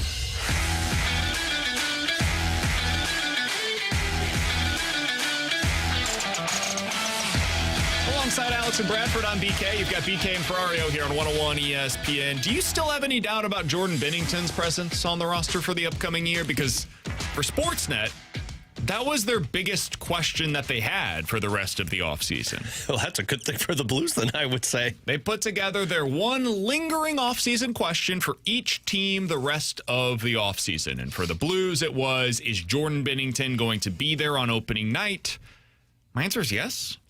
At this point, we have almost zero evidence that they would feel otherwise. Yeah. I don't think the rest of the league is going to value him the way that the St. Louis Blues do. How do you view this, Alex? Do you think there's a question still here? No, mine is a definitive yes. He is going to be on this roster. I mean, I would put it in permanent marker right now of he and Hofer. A couple of things. One, all of the moves that they have made tells you that they're looking to be competitive. And it's a good point. Yeah. Look at how David Alexander uses his goaltenders, because David Alexander is essentially in charge of the goalie schedule. Like, Jim Montgomery's with him, but they go to David with it. No goalie for the Blues plays more than like 50 games. They like to even it out because Binnington, they don't want to overwork him. I would imagine they're going to do the same with Joel Hofer. They split it pretty evenly down the middle with their goaltending. So that tells me, one, they need a guy that they can trust to play 35 to 40 games this season, because remember, it's going to 84. And then the second thing is, look around the NHL and tell me who is desperate for a number one goaltender. I could give you maybe 2 teams.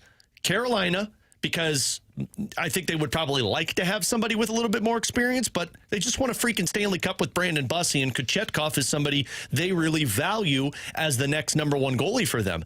And then I think the other one that I could hear the argument for is San Jose.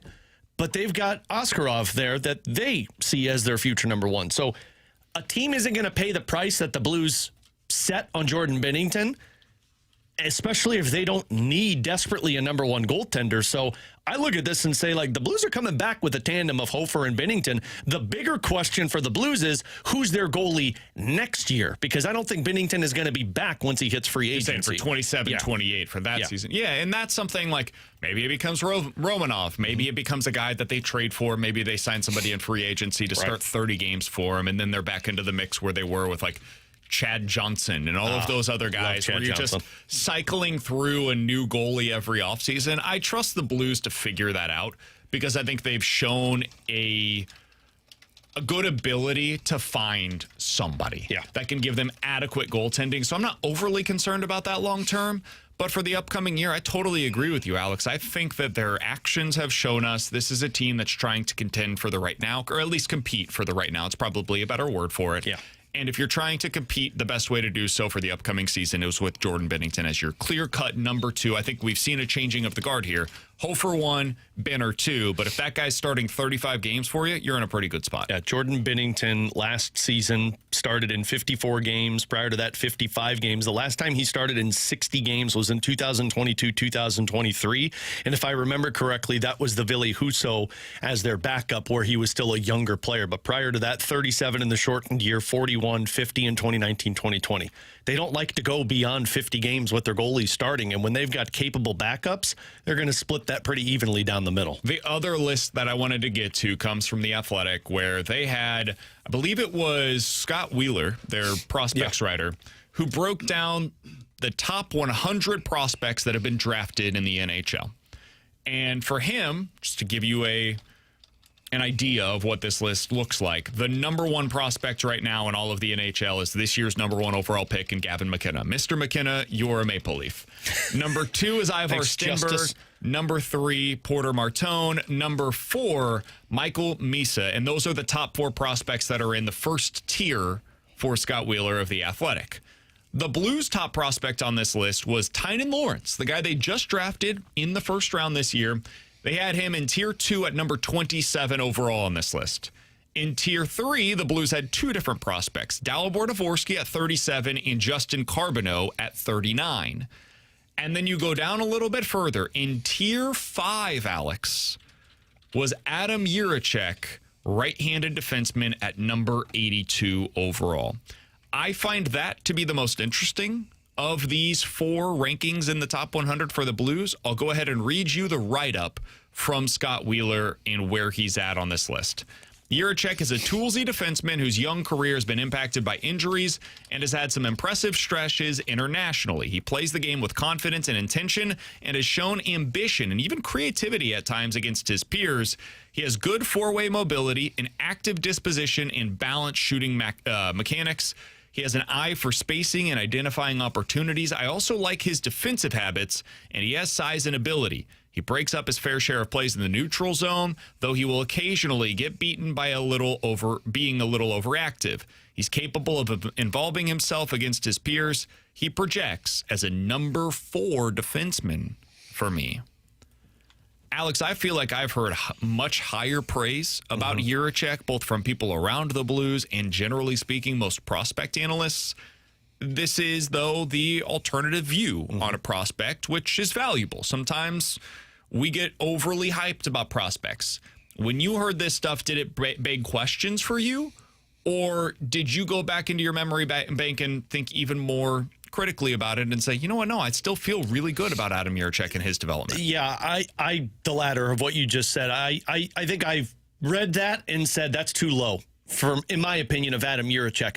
Now, if the floor for him is a number 4 defenseman, that's a massive win. I mean, get a second pair defenseman. That's the worst thing he becomes. We've seen guys that looked like the best case scenario was a top 4 defenseman, and they were out of the National Hockey League. I just go back to when we had Steve Ott on during that playoff run for the Thunderbirds, to where he had told us multiple times he was the best player on the ice. And that's a guy who was 19, 20 years old, playing in the American Hockey League in the postseason, and he was the best player on the ice. Tim Taylor, who we had on the show, but he was at the draft show that we had, where I had the chance to talk to him before we went on the air. He obviously has given the comp to Alex Pietrangelo and said this guy is going to push for an NHL roster spot this season. So I went back into the memory bank and looked back at what Pronman had said, because both Wheeler and Pronman do incredible work, but typically one's on one side and then the other's on another. Pronman said this guy has top 4 certainty in the NHL. So I think the ceiling for Jiricek is still probably like a number 2 defenseman, but I do think this is lower than what I would have him. I'd have Jiricek over Dalibor Dvorsky on this list. Really? I'd have Jiricek over Justin Carbonneau on this list, because not only do I think... Would you have him over Tynan Lawrence? I don't think so, because I think Tynan Lawrence has number 2 center potential. I guess this is another question for you as a follow-up on that. Between Lawrence, Dvorsky, and McTavish, who do you think is the most likely player to be the Blues' number 2 center in 5 years? Ty Lawrence. Interesting. I think McTavish becomes a top 6 winger for you, and I think Dvorsky's probably just at a third center that can play the second line center potential. I think Ty Lawrence is going to be one of the steals of the draft. And I'm not saying that just from the Blues perspective. Like, I really think going into this past year, he was slated to be a top 5 pick. And when he made the transition to the college level, he didn't adapt well, and people thought he was not as talented as original. So I think Ty Lawrence should be number 1 on this list. But, man, Jiricek knows how to play defense very well. His offense, he's got a gift there. It's just what Wheeler said is true. Like, he will blow the zone to go for a goal or an opportunity, which you got to coach that at the NHL level. Logan Mailloux did that as well. But I just look at the work of Adam Jiricek and think that's a guy that can be a number 2 or a number 3 in my system. But the bigger picture in all of this is I think Jiricek should be a top 50 prospect. Scott Wheeler had 3 guys as top 50 prospects. I think by the start of this season, the Blues pipeline is going to be top 5 in the National Hockey League. He said about Tynan Lawrence, quote, he's a well-rounded, competitive, and complete two-way player. He plays a premium position and has the intangibles that you look for. He has the look of a future second-line center that your coach loves more than a true number 1 center. Yeah. So high praise for Tynan Lawrence. Coming up here in about 15 minutes, we'll catch up with our friend, Cardinals beat writer for the St. Louis Post-Dispatch, Derrick Goold, as he joins us live from Philadelphia, where he took in the atmosphere last night as Jordan Walker wins the home run derby. But next, we're going to dive into the junk drawer here on BK and Ferrario. The weekend MLB doubleheader Saturday. Yankees and Dodgers. First pitch at 7:08. Then Sunday it's Game 2. First pitch at 6:20. The MLB plays on 101 ESPN.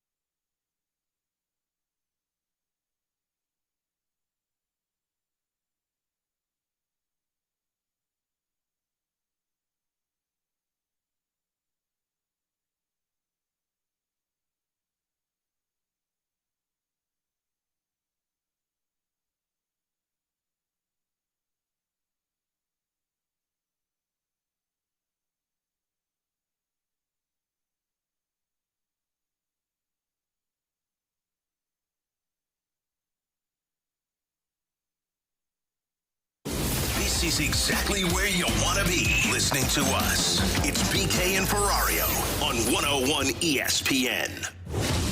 Let's open it up. The Junk Drawer is presented by Bet365. With Bet365 early payout, you win even if they lose. Get paid out instantly when your team goes up big, even if they blow the lead later. Bet365. Winning is everything.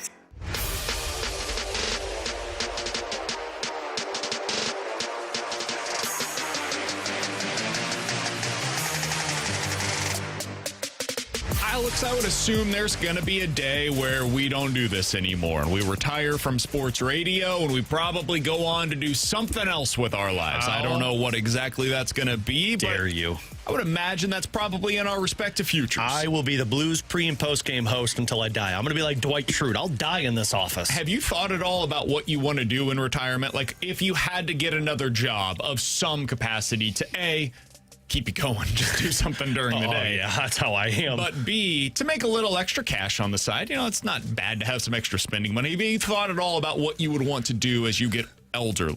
No. But like, what I want to do is I want to travel with Katie. Like, what we've said is, like, when we hit retirement, we'd love to just get an RV, sell the house, and just travel. But to do that, you have to have money. And, I think the two hobbies that I have gotten so attached to over the last 3 years is cooking and woodworking, or like building things. So I think, like, when I get to be retired, I think I would love the opportunity to either go be a cook somewhere or go work at Home Depot. And, like, just be the guy that's... I love the fact that those guys just walk around with those orange aprons on, and they walk up to idiots like me that's standing in an aisle being like, I need this, and they know exactly what it is that you need. So it would be one of those two, or work at a golf course and be like the starter. That's what my father-in-law is doing. Yeah. And my dad wants to do that. He has not gotten to retirement yet, but my dad's dream job is to just be retired and just be the guy that lets people go off on the course. And my father-in-law is working at the pro shop now. God bless you, at Keith. A local golf spot. So those would be the three that I would look at. I think I would probably want to do something where, whether it's an usher or just like working at either a baseball stadium or the hockey arena here locally. I think that'd be an easy way to go about it. Maybe be a bartender at one of at Enterprise Center. I think that could be a good spot to do. I'd go see you when you were like 70 as a bartender. Yeah, I think that, because, I mean, you're not making a ton of drinks. It's mostly just pouring beers and having a couple of conversations with people. You want to be the guy that stands in the walkway and is like, Bud Light, Bud Light. Feels like a lot of stairs and a lot of, if I'm 75 years old, I don't know if that's those the best dudes job have like for me. sweat Maybe towels. maybe staying in one spot would be better, but sure. Reason I bring this up, there's an article right now over on 7 News in Iowa. 93-year-old man could earn the Guinness World Record for the oldest truck driver in the world. Ooh. Gentleman by the name of Orrin Osmus. He is anything but your average 93-year-old. He's been driving semi-trucks for over 70 years, and now some of his fellow truck drivers are trying to get him the recognition that they believe he deserves as the oldest semi-truck driver in the world. Hell yeah. That's 93? 93 years and old. He's still, I mean, those semi-truck drivers, like, God bless you if you're listening right now. I mean, you guys go on long drives and you're on the road all day long. Go see America. Golly, man.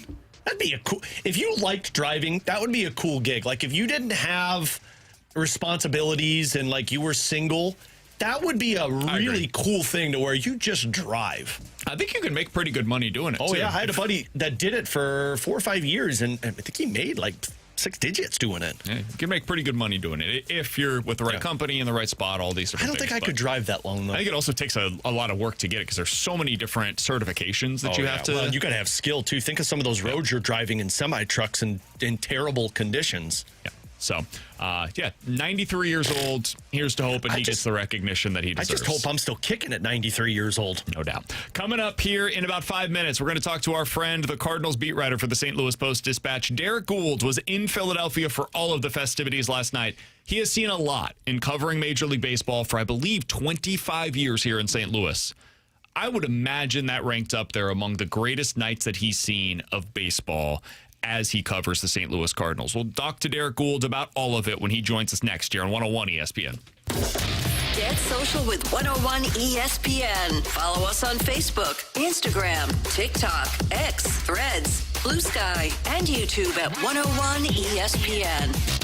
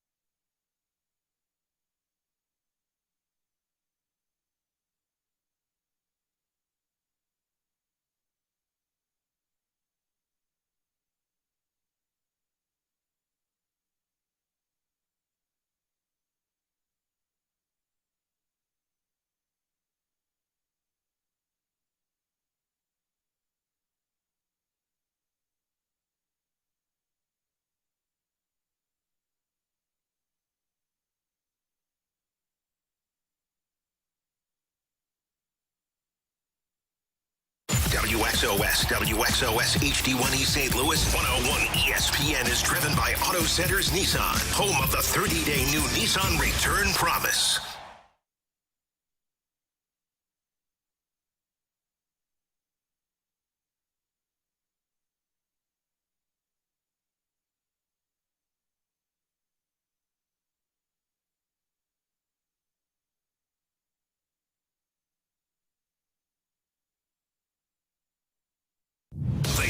St. Louis. It's BK and Ferrario on 101 ESPN. Without Alex Ferrario and Bradford Bruns. I'm Brandon Kiley, and we are happy to go out to the Callier and Thompson hotline to catch up with our friend, the Cardinals beat writer for the St. Louis Post-Dispatch, Derrick Goold, who joins us weekly on BK and Ferrario. Derrick was out there yesterday in attendance as Jordan Walker put on an absolute show in Philadelphia at the Home Run Derby. Derrick, we gave our thoughts on this earlier today. I'm curious from your perspective. We were watching on Netflix. You were in attendance for this thing. Walk us through how you consumed this and where you were at and what this whole thing was like for you, Derrick. I was at the ballpark. I was in the press box in my seat, which I'm just about ready to walk to here momentarily. So I'm just about in the same spot. The press box at Citizens Bank Park, and sitting not too far away from Bob Nightingale. I can name drop a little bit, Mark Tompkin. But we were watching it, just happen to unfold. The boos for every pitch that Wilson Contreras received when he was going up against Schwarber was just remarkable. And then the cheers when the ball would drop and it wasn't a home run. I mean, it just was like the fans, just a sellout crowd here, made it such an event. And then Jordan Walker just turned it on its head. We were sitting with a reporter who shall remain nameless because he was like asking for a handicap. He's like, where would you put Jordan Walker in this? I was like, if he just goes up there and is himself, he's just going to win. It's when he tries to force it and everything like that. And I said, and you'll know from the start, if he starts grounding out to third base and hits a bunch of 5-3s, then he won't make it out of the first round. I said, but if he's just up there and he swings, he's the only guy who has to put in like the minimal effort with his swing, and it's going to go downtown. I mean, it's just the ball just carries. But it's his swing, as we all know, as we've all seen all season. So I was like, and I talked to Ryan Howard later, and I said, is that the least exhausted home run derby champ you've ever seen?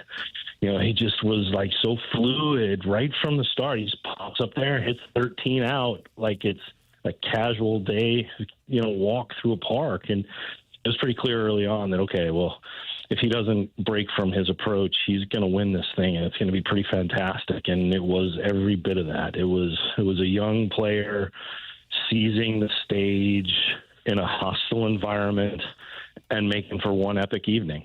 So, I was glued to the television, Derrick, and typically I'm not for the home run derby. I'll kind of peek in and out all the way up to the final and see what happens. This one I just couldn't stop watching, even beyond Jordan Walker, but specifically with him. And I don't know how most viewed him, but to me, that felt like him emerging as a star in Major League Baseball. Did you feel that way? Yeah, I think you feel it afterwards, right? Like, he became such a star that his whole family was part of the glow, right? And then it only added to it. It was like the Walkers were a force multiplier for what we were seeing with just the young Jordan getting so much attention. I think, if it had been him versus Contreras in the final round, St. Louis would have cared. But because it was him versus Schwarber versus the entire city of Philadelphia in the final, it was like it made the world care, right?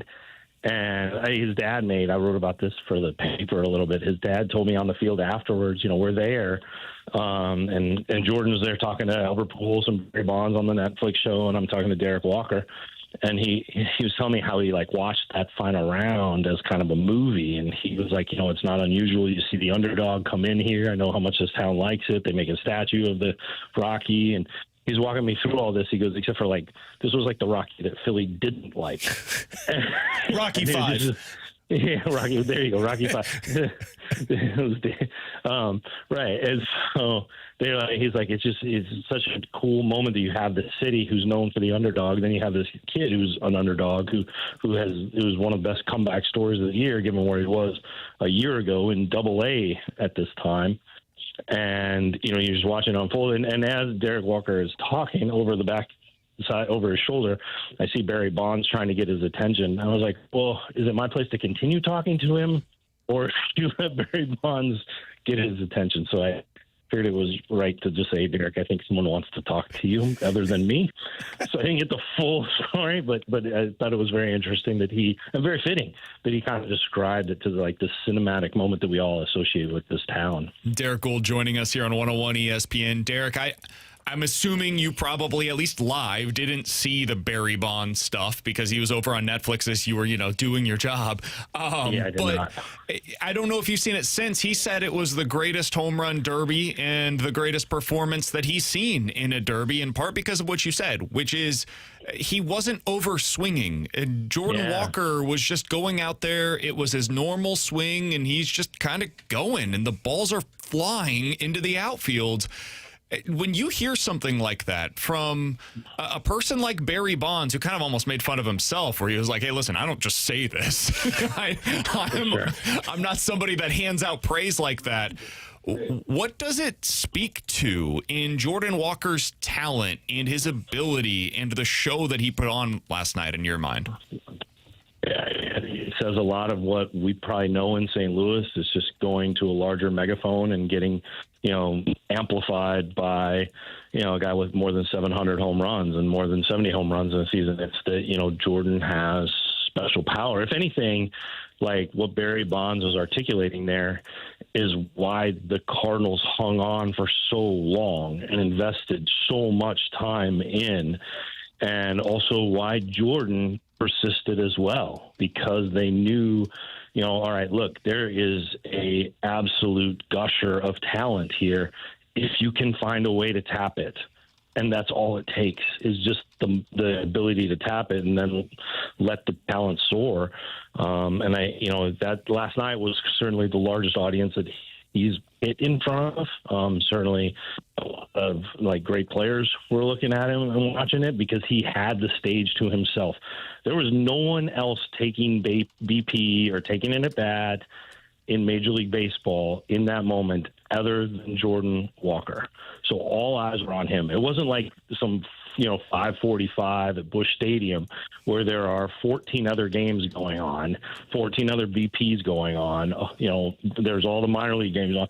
Last night he was alone on that stage, and he had the eyes of Hall of Famers. He had the eyes of fans. He had the pinched, scrutinizing eyes of Philly fans. he had everybody's attention on him, and he delivered in just the most dramatic and remarkable way possible, getting down to the magenta ball, hitting 6 homers on his final 6 swings, 4 when he faced elimination. And he did something that is now expected of him, which, to your point about Barry Bonds, which is just so remarkable considering 12 months ago what was expected from him by Cardinal fans, by Cardinals, and even by himself. I'm so glad you went there, because that's what I wanted to ask you about next, Derrick, because to me, last night almost felt like another test, right? Like you've seen him now not have pressure coming into the season, and he has the breakout campaign that we have witnessed. And then it feels like every time he goes through a slump, there's a certain segment of the fan base, and we certainly see it on the text line, that's like, oh, there it is. Like Walker's going to go back to becoming a pumpkin, and he's responded seemingly every time so far this year, and the slumps are, relatively speaking, pretty short. And then last night on a national stage in front of Hall of Famers, or one of in Barry Bonds' eyes, the greatest power hitter maybe of all time, with the boos, there you go, with the boos raining down upon him from 45,000 fans in Philadelphia. All of this adds up, and it felt like a pressure cooker moment, the likes of which I don't know that you can replicate outside of playoff baseball. What did that say about Walker, where Walker is at right now with his confidence, Derrick? Oh, yeah. I mean, I've been to this ballpark for amazing things. I've seen a no-hitter thrown here in a World Series.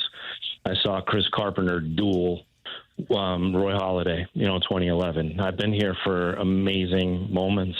I've been fortunate to cover them and try to capture them in words. And last night's environment was exactly that. I mean, it was such a remarkable place to be because of what the fans were creating, and also then because of what you're describing, the poise with which Jordan went about it. Clemmy Archeron, the bullpen catcher who pitched to Albert Pujols back in 2022, and then last night again for Jordan Walker.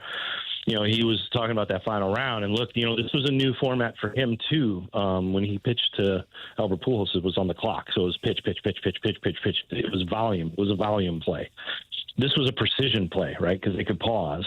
And so that gave Teron time to look around and see how many people were also booing him, even though, you know what I mean? Like, he was feeling it on the field too.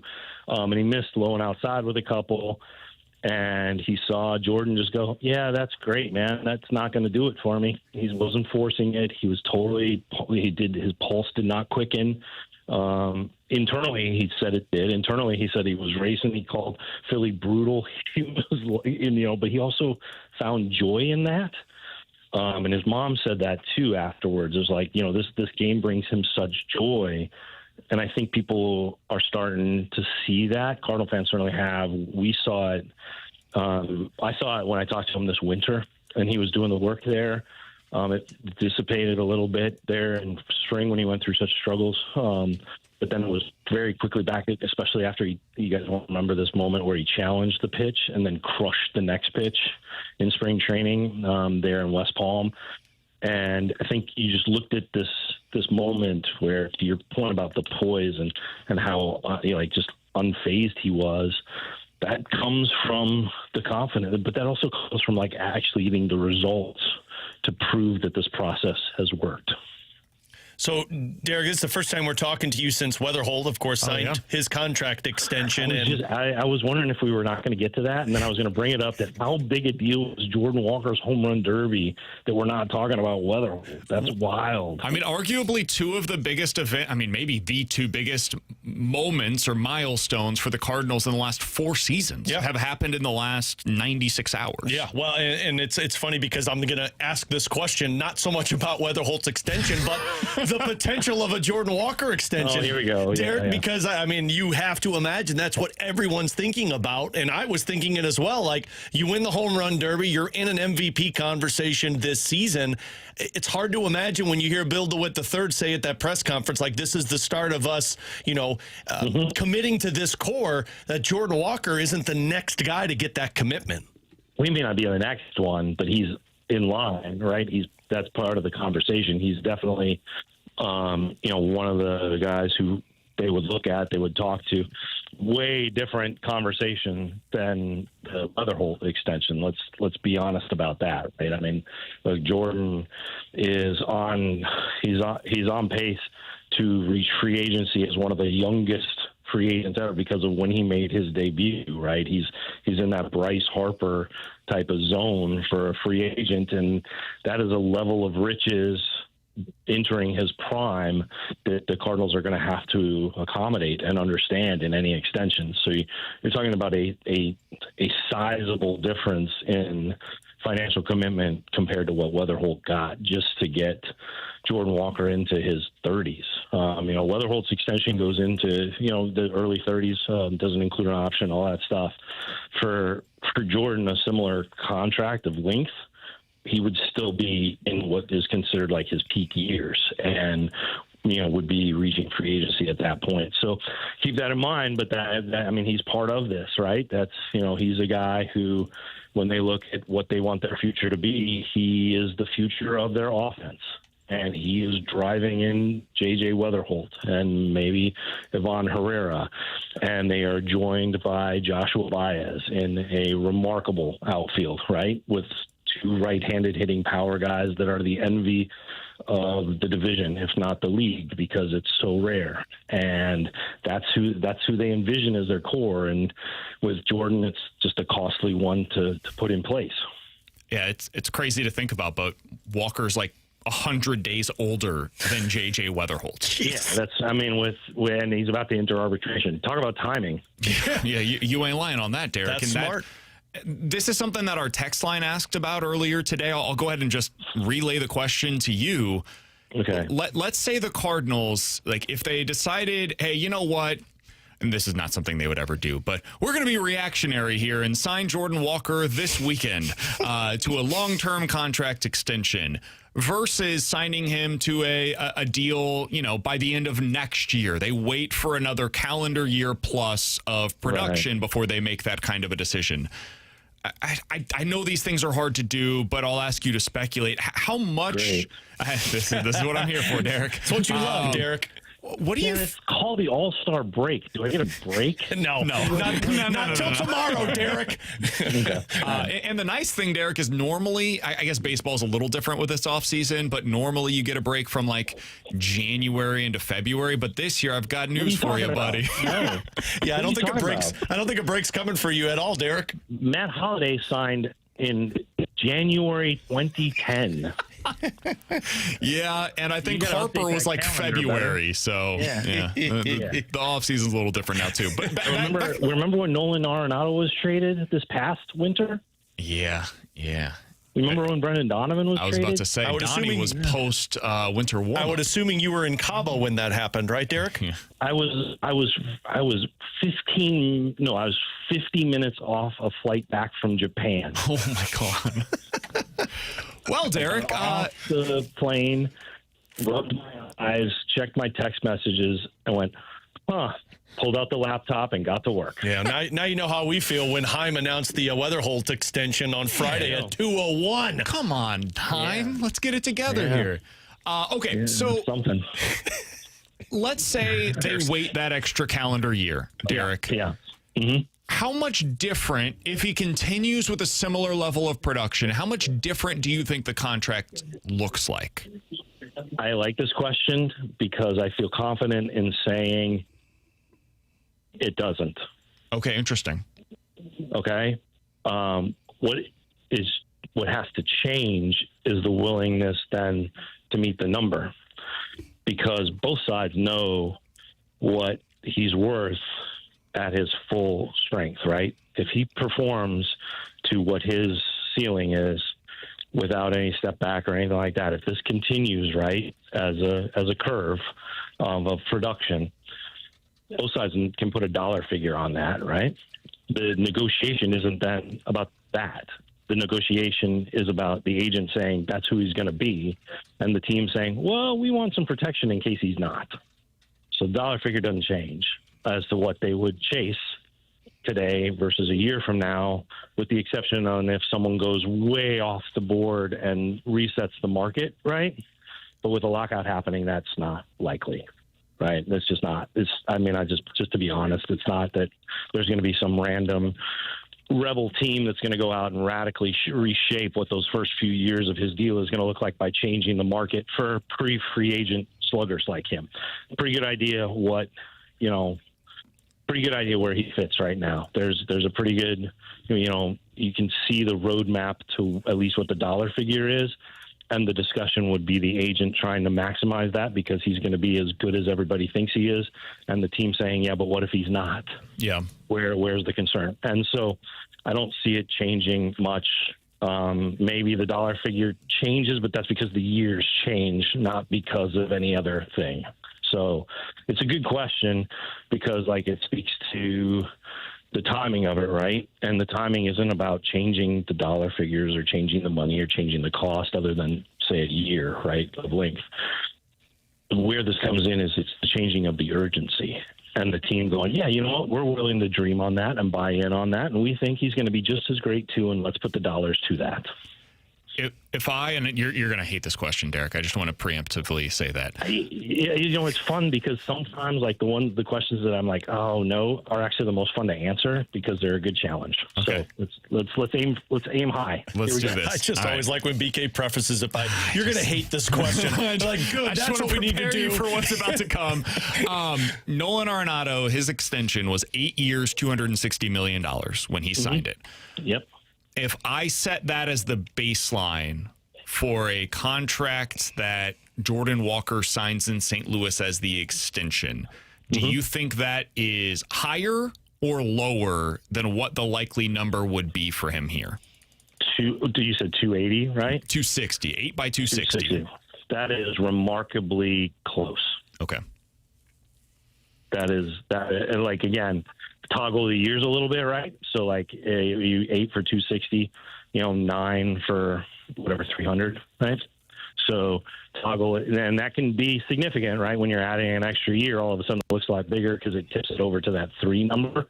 But it's all about the same structure. You're looking at a conversation that starts with twice what Weatherholt got. in guaranteed money and a different setup for years because he's going into free agency in his peak, not in his 30s.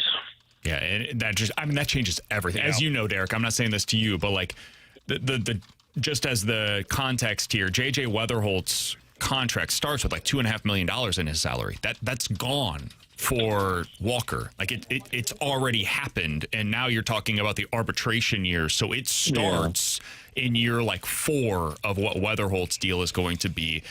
How big of a test is this for the organization, well, Derek? Not only that, but I mean, it would have to cover far more years of free agency. 100%. Yeah. That's the big part. Derek, how big of a test is this for the organization? Because that's the kind of contracts they've frankly never handed out. They've acquired one in Nolan Arenado, but they've never handed out one like this. Yeah, but they've been willing to acquire 2 of them. They actually got one of them, and they were at least willing to offer, those kind of dollars. Yeah, for Stan. They were willing to offer those kind of dollars to David Price as a free agent. That was a 210, 214 type of range.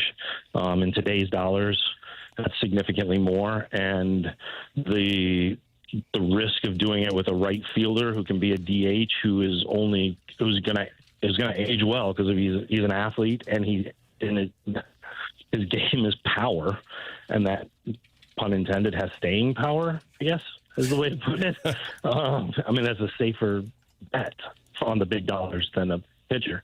So is it a huge test for? Oh, absolutely, it's a test for the organization, sure, because anything those high dollars is.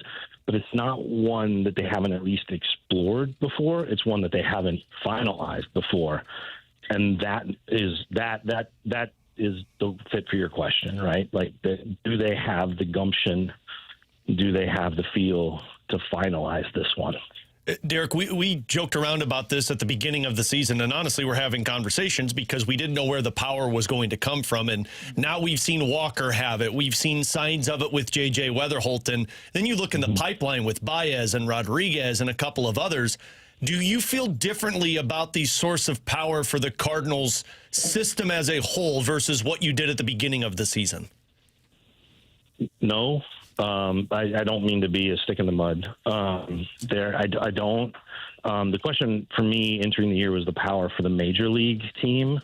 That's manifested. But Jordan is a huge part of that. It hasn't, Burleson, Herrera, they've done some.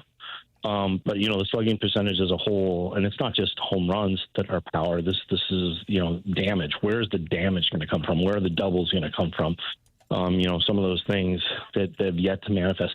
I think there's still an open question. And when you broaden it out to the whole organization, they made some draft picks here recently that have some power components, but they also have a lot of contact and exit velocity. And even their first round pick is not a guy who's going to go out and thump homers right now. He might grow into it. That might become part of his game. He has that upside, but it's going to have to be developed. But I think that there is, I think power is still a question. I will add this caveat. It's a question everywhere, particularly right-handed power. And the Cardinals are ahead of the curve with that. So they're in a good spot, even though it's still an open question. It's just a question everywhere. And they're in a good spot with Baez and Walker, which tells you how rare it is in the game. Doubles are sexy too, and they're lacking in that department. That manufactured doubles are even sexier. No, look at it. I mean, you guys. I mean, the power was a real question for this team coming in, and while they've put on the pyrotechnics with the power, and they got the home run derby champ, none of those home runs that he hit last night are going to help their slugging percentage. But you know what would is a whole lot more doubles. And you know what kind of ballpark you play in? One that is really good for doubles. And that's lacking from this team. I looked up J.J. Weatherholt's doubles number. This will get us to the J.J. question, I promise, Derek. I was shocked. He has fewer doubles on the season than Mason Wynn, and he only has one more double on the season than Jose Fermin. That's not like I'm concerned about this thing. Like, I'm very surprised that the number is as low as it is because it feels like his swing will produce that kind of power a lot. So I think over time, that's another guy that's going to produce in that regard. It just hasn't manifested yet.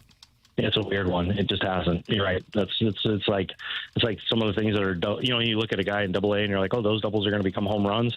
You kind of look at JJ and go, oh, some of those home runs, they're going to be doubles. Yep. Which is not a bad thing. That's not like that is part of his game. I would not be shocked if at some point in time here in his career he takes a run at Matt Carpenter and Stan Musial's double record for the team from the left-handed side. That's his game. That's where he fits. That's a company he should keep with in this organization. So this year's a weird number for that, and it's a weird number for the team with the lack of doubles.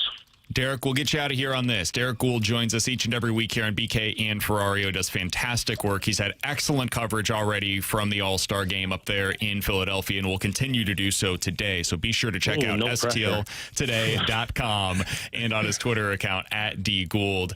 JJ Weatherholt with the... Go ahead. No, go ahead. I'm eager for this. Yeah. J.J. Weatherholt signs the long-term extension on Friday. We reacted to this most of our show yesterday. For you, Derrick, what did this contract represent for the Cardinals? Because obviously he's a very good player, but they haven't done this a whole lot. What did the contract represent to you when they got it done and announced it? A recognition and cementing of a player that they want to be part of their core, and a player who also sought that. It takes two to tango. It wasn't always too willing to tango throughout this whole process, but that's where they got. I think it was it's a big move that fits the trend of the game and rewards a player who also was eager to say, like, man, I dig this place. In a way, it's a retro. Or it's a retro contract for the Cardinals because there was an element here of what they used to do with big names, right? Bring them in, show them what they extend them. Bring them in, show Jim Edmonds what it's like to play here, show Scott Rowland what it's like to play here, show Matt Holliday what it's like to play here, then sign them long term, keep them. This was just with a far younger player, more dollars at stake, and they were able to work it out. And I don't think it's like some greater truth about spending for the team, but it is a window into who they think is going to be their cornerstone, who they're willing to build around, and also the player going, I'm buying into what's going on here. I'm having fun. I think this is in the right direction. Likes the vibe of the clubhouse, is encouraged by it, and wants to call the Cardinals home. In a way, it's balancing the scale, because they traded a guy who so desperately wanted to be a Cardinal and part of that history, because it gets them a guy who is like, man, I kind of like the history. I'd like to be a part of its future. It's a heck of a deal for both sides. He gets $100+ million guaranteed the moment that he signs a dotted line, and they get to lock a guy in through what is, probably the majority of his prime for $112 million. Not too shabby. Well, not just that. I was talking with folks here, but just so people have a perspective of this, this is likely JJ's contract. Yeah. So keep this in mind. As much as you folks in St. Louis have watched baseball and watched free agents sign with the bigger teams and seen Chris Bryant bounce around, or pick somebody, right, who you've watched, an infielder who either stayed with the team or not. But this is his big contract. If he outperformed, he's got a chance to make an additional $20 million at the end of it. And if he goes out here in Philly, right, if JJ Weatherholt goes out and has a career like Jace Utley, or has a career like Dustin Pedroia, has a career like his comps are, this is his contract. This is the big one, and he's done it with the only team he knows, and that's saying something on both sides. Yeah, it's pretty remarkable. Derrick, always great to catch up, man. Thanks so much for making some time for us. I know you have a million different things going on out there in Philadelphia. Safe travels back home here to St. Louis, and we'll talk with you again next week. Yeah, I will be. Oh, no, I'll be back home next week, because Daniel will be in Anaheim. So looking forward to it. But first stop Philly, first stop Phoenix. This is my pH balance trip, right? You've got plenty going on and a lot of travel there. Vacation to come soon at some point, Derek, we hope. It sounds good. All right, looking forward to it. Take it easy. That's Derrick Goold joining us as he does each and every week here on BK and Ferrario. Really love our conversations with him, and if you missed any of it, check it out on the podcast page after the show today. 101ESPN.com and the free 101 ESPN app is where you can go to find it. That's all sponsored by Schaefer Door Company. From Dr. Xander over on the YouTube chat. BK is the master at asking hated questions, maybe the best. Yeah, it's true. But they are questions that I believe get good answers. They do get answers. Ultimately, that is what I'm here for. That's what gives us the big bucks, right? I do like that. I mean, Derek basically said, listen, you're talking 250 plus. Yeah. That's the going rate for guys like Jordan Walker. I find it interesting, though, that he doesn't think it's going to go up and change that significantly because, man, I just feel like the better he gets, the more money you ask. I guess I do understand kind of where he's coming from in that. And this is why I wonder what is the upside right now if you're the organization? Because if the number is already at 250 and you think that's roughly where it will be at this time next year, well, then you shouldn't sign it right now, right? Like you should probably wait to get that extra information. Yeah. If as an organization you view it as it's 250 today and it's 300 next year, well, that's a $50 million change that could be on the other side of the rainbow if we get that extra information. So is 1 year of data worth $50 million to the organization to potentially avoid being wrong on the 250? Mm-hmm. That's what you're weighing. Again, if you think it goes up by that much. If you don't, if you believe the price is the price is the price and it's not going to change, well, then you should just wait. Yeah, and if that's what you're telling me, looking into the crystal ball, that it's not going much higher than 250 between now and next year, then I absolutely agree you'd wait. I just personally feel like if I'm Jordan Walker's side and, yeah, you want to wait and see what this looks like, but if I give you 2 years of MVP-esque performance, 250's not even the starting point anymore. Now we're bumping it up to 300 because now I got 2 of those years behind me and I'm closer to free agency where guess what? People pay for power and I'm showcasing my power. The other thing that's hard from the player perspective is if we get to next year and you haven't signed, now you only have 2 years left on your deal. Mm-hmm. Are you really all that incentivized? And now you're into the ARB process where you're making real money. No longer is it you're buying out pre-arbitration years or that first year of ARB where you're not making real money. Man, for them, right? Yeah. Like it's real money. It's $2 to $3 million. That's something, but you just made $1 million last night. Yeah, well, it's better than the $800K that you're making on a daily basis. No doubt. Is it worth it for you if you're in Walker's shoes, where you're not quote unquote hurting at that point? Is it worth it for you to sign? And that's the other thing you have to weigh as an organization. You have to incentivize it to make them want to stay. Yeah. And that's where it comes down to money versus, I want to stay in the city, which I don't blame any player for trying to get their bag. It's why I just kind of view it as it's a risk. But, man, I feel like the risk gets higher the longer you wait rather than taking the risk and saying, we think, we trust, we believe this is who you are, and we're going to pay you that so that we can keep you here long term. He's Alex. That's Bradford. I'm BK. Coming up next, did Jordan Walker become a star overnight? And where did that moment rank for you among the best Cardinals moments since 2022? We'll talk about that next here on 101 ESPN. 101 ESPN is powered by Kaufman Townsley, St. Louis's injury lawyers. Call 314-777-7777. That's 314-777-7777.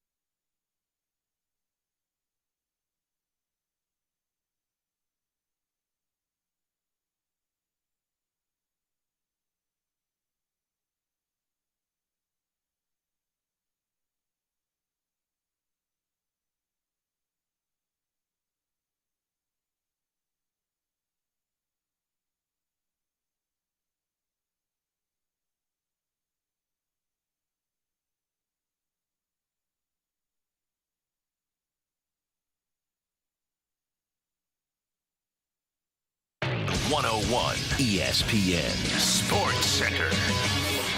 Walker makes Citizens Bank Park his own personal launching pad. I'm Bradford Bruns. Your Sports Center update is presented by Universal Windows Direct. Yesterday, Jordan Walker outlasted Kyle Schwarber to win the Home Run Derby, and STL's right fielder hopes for further thump tonight. MLB's 96th All-Star Game gets underway at 7 p.m. right here on 101 ESPN. Featured Redbirds include Walker, Ivan Herrera, plus Riley O'Brien. Philadelphia's own Christopher Sanchez will start against Toronto's Dylan Cease. Next hour, 2 of FIFA's 4 top-ranked teams facing off. France, Spain precedes Argentina, England. Semifinal number 2 takes place tomorrow. This Sports Center update was brought to you by Universal Windows Direct. You'll be saying, I love my windows. Giving you the picture, the real big St. Louis sports picture. It's BK and Ferrario on 101 ESPN.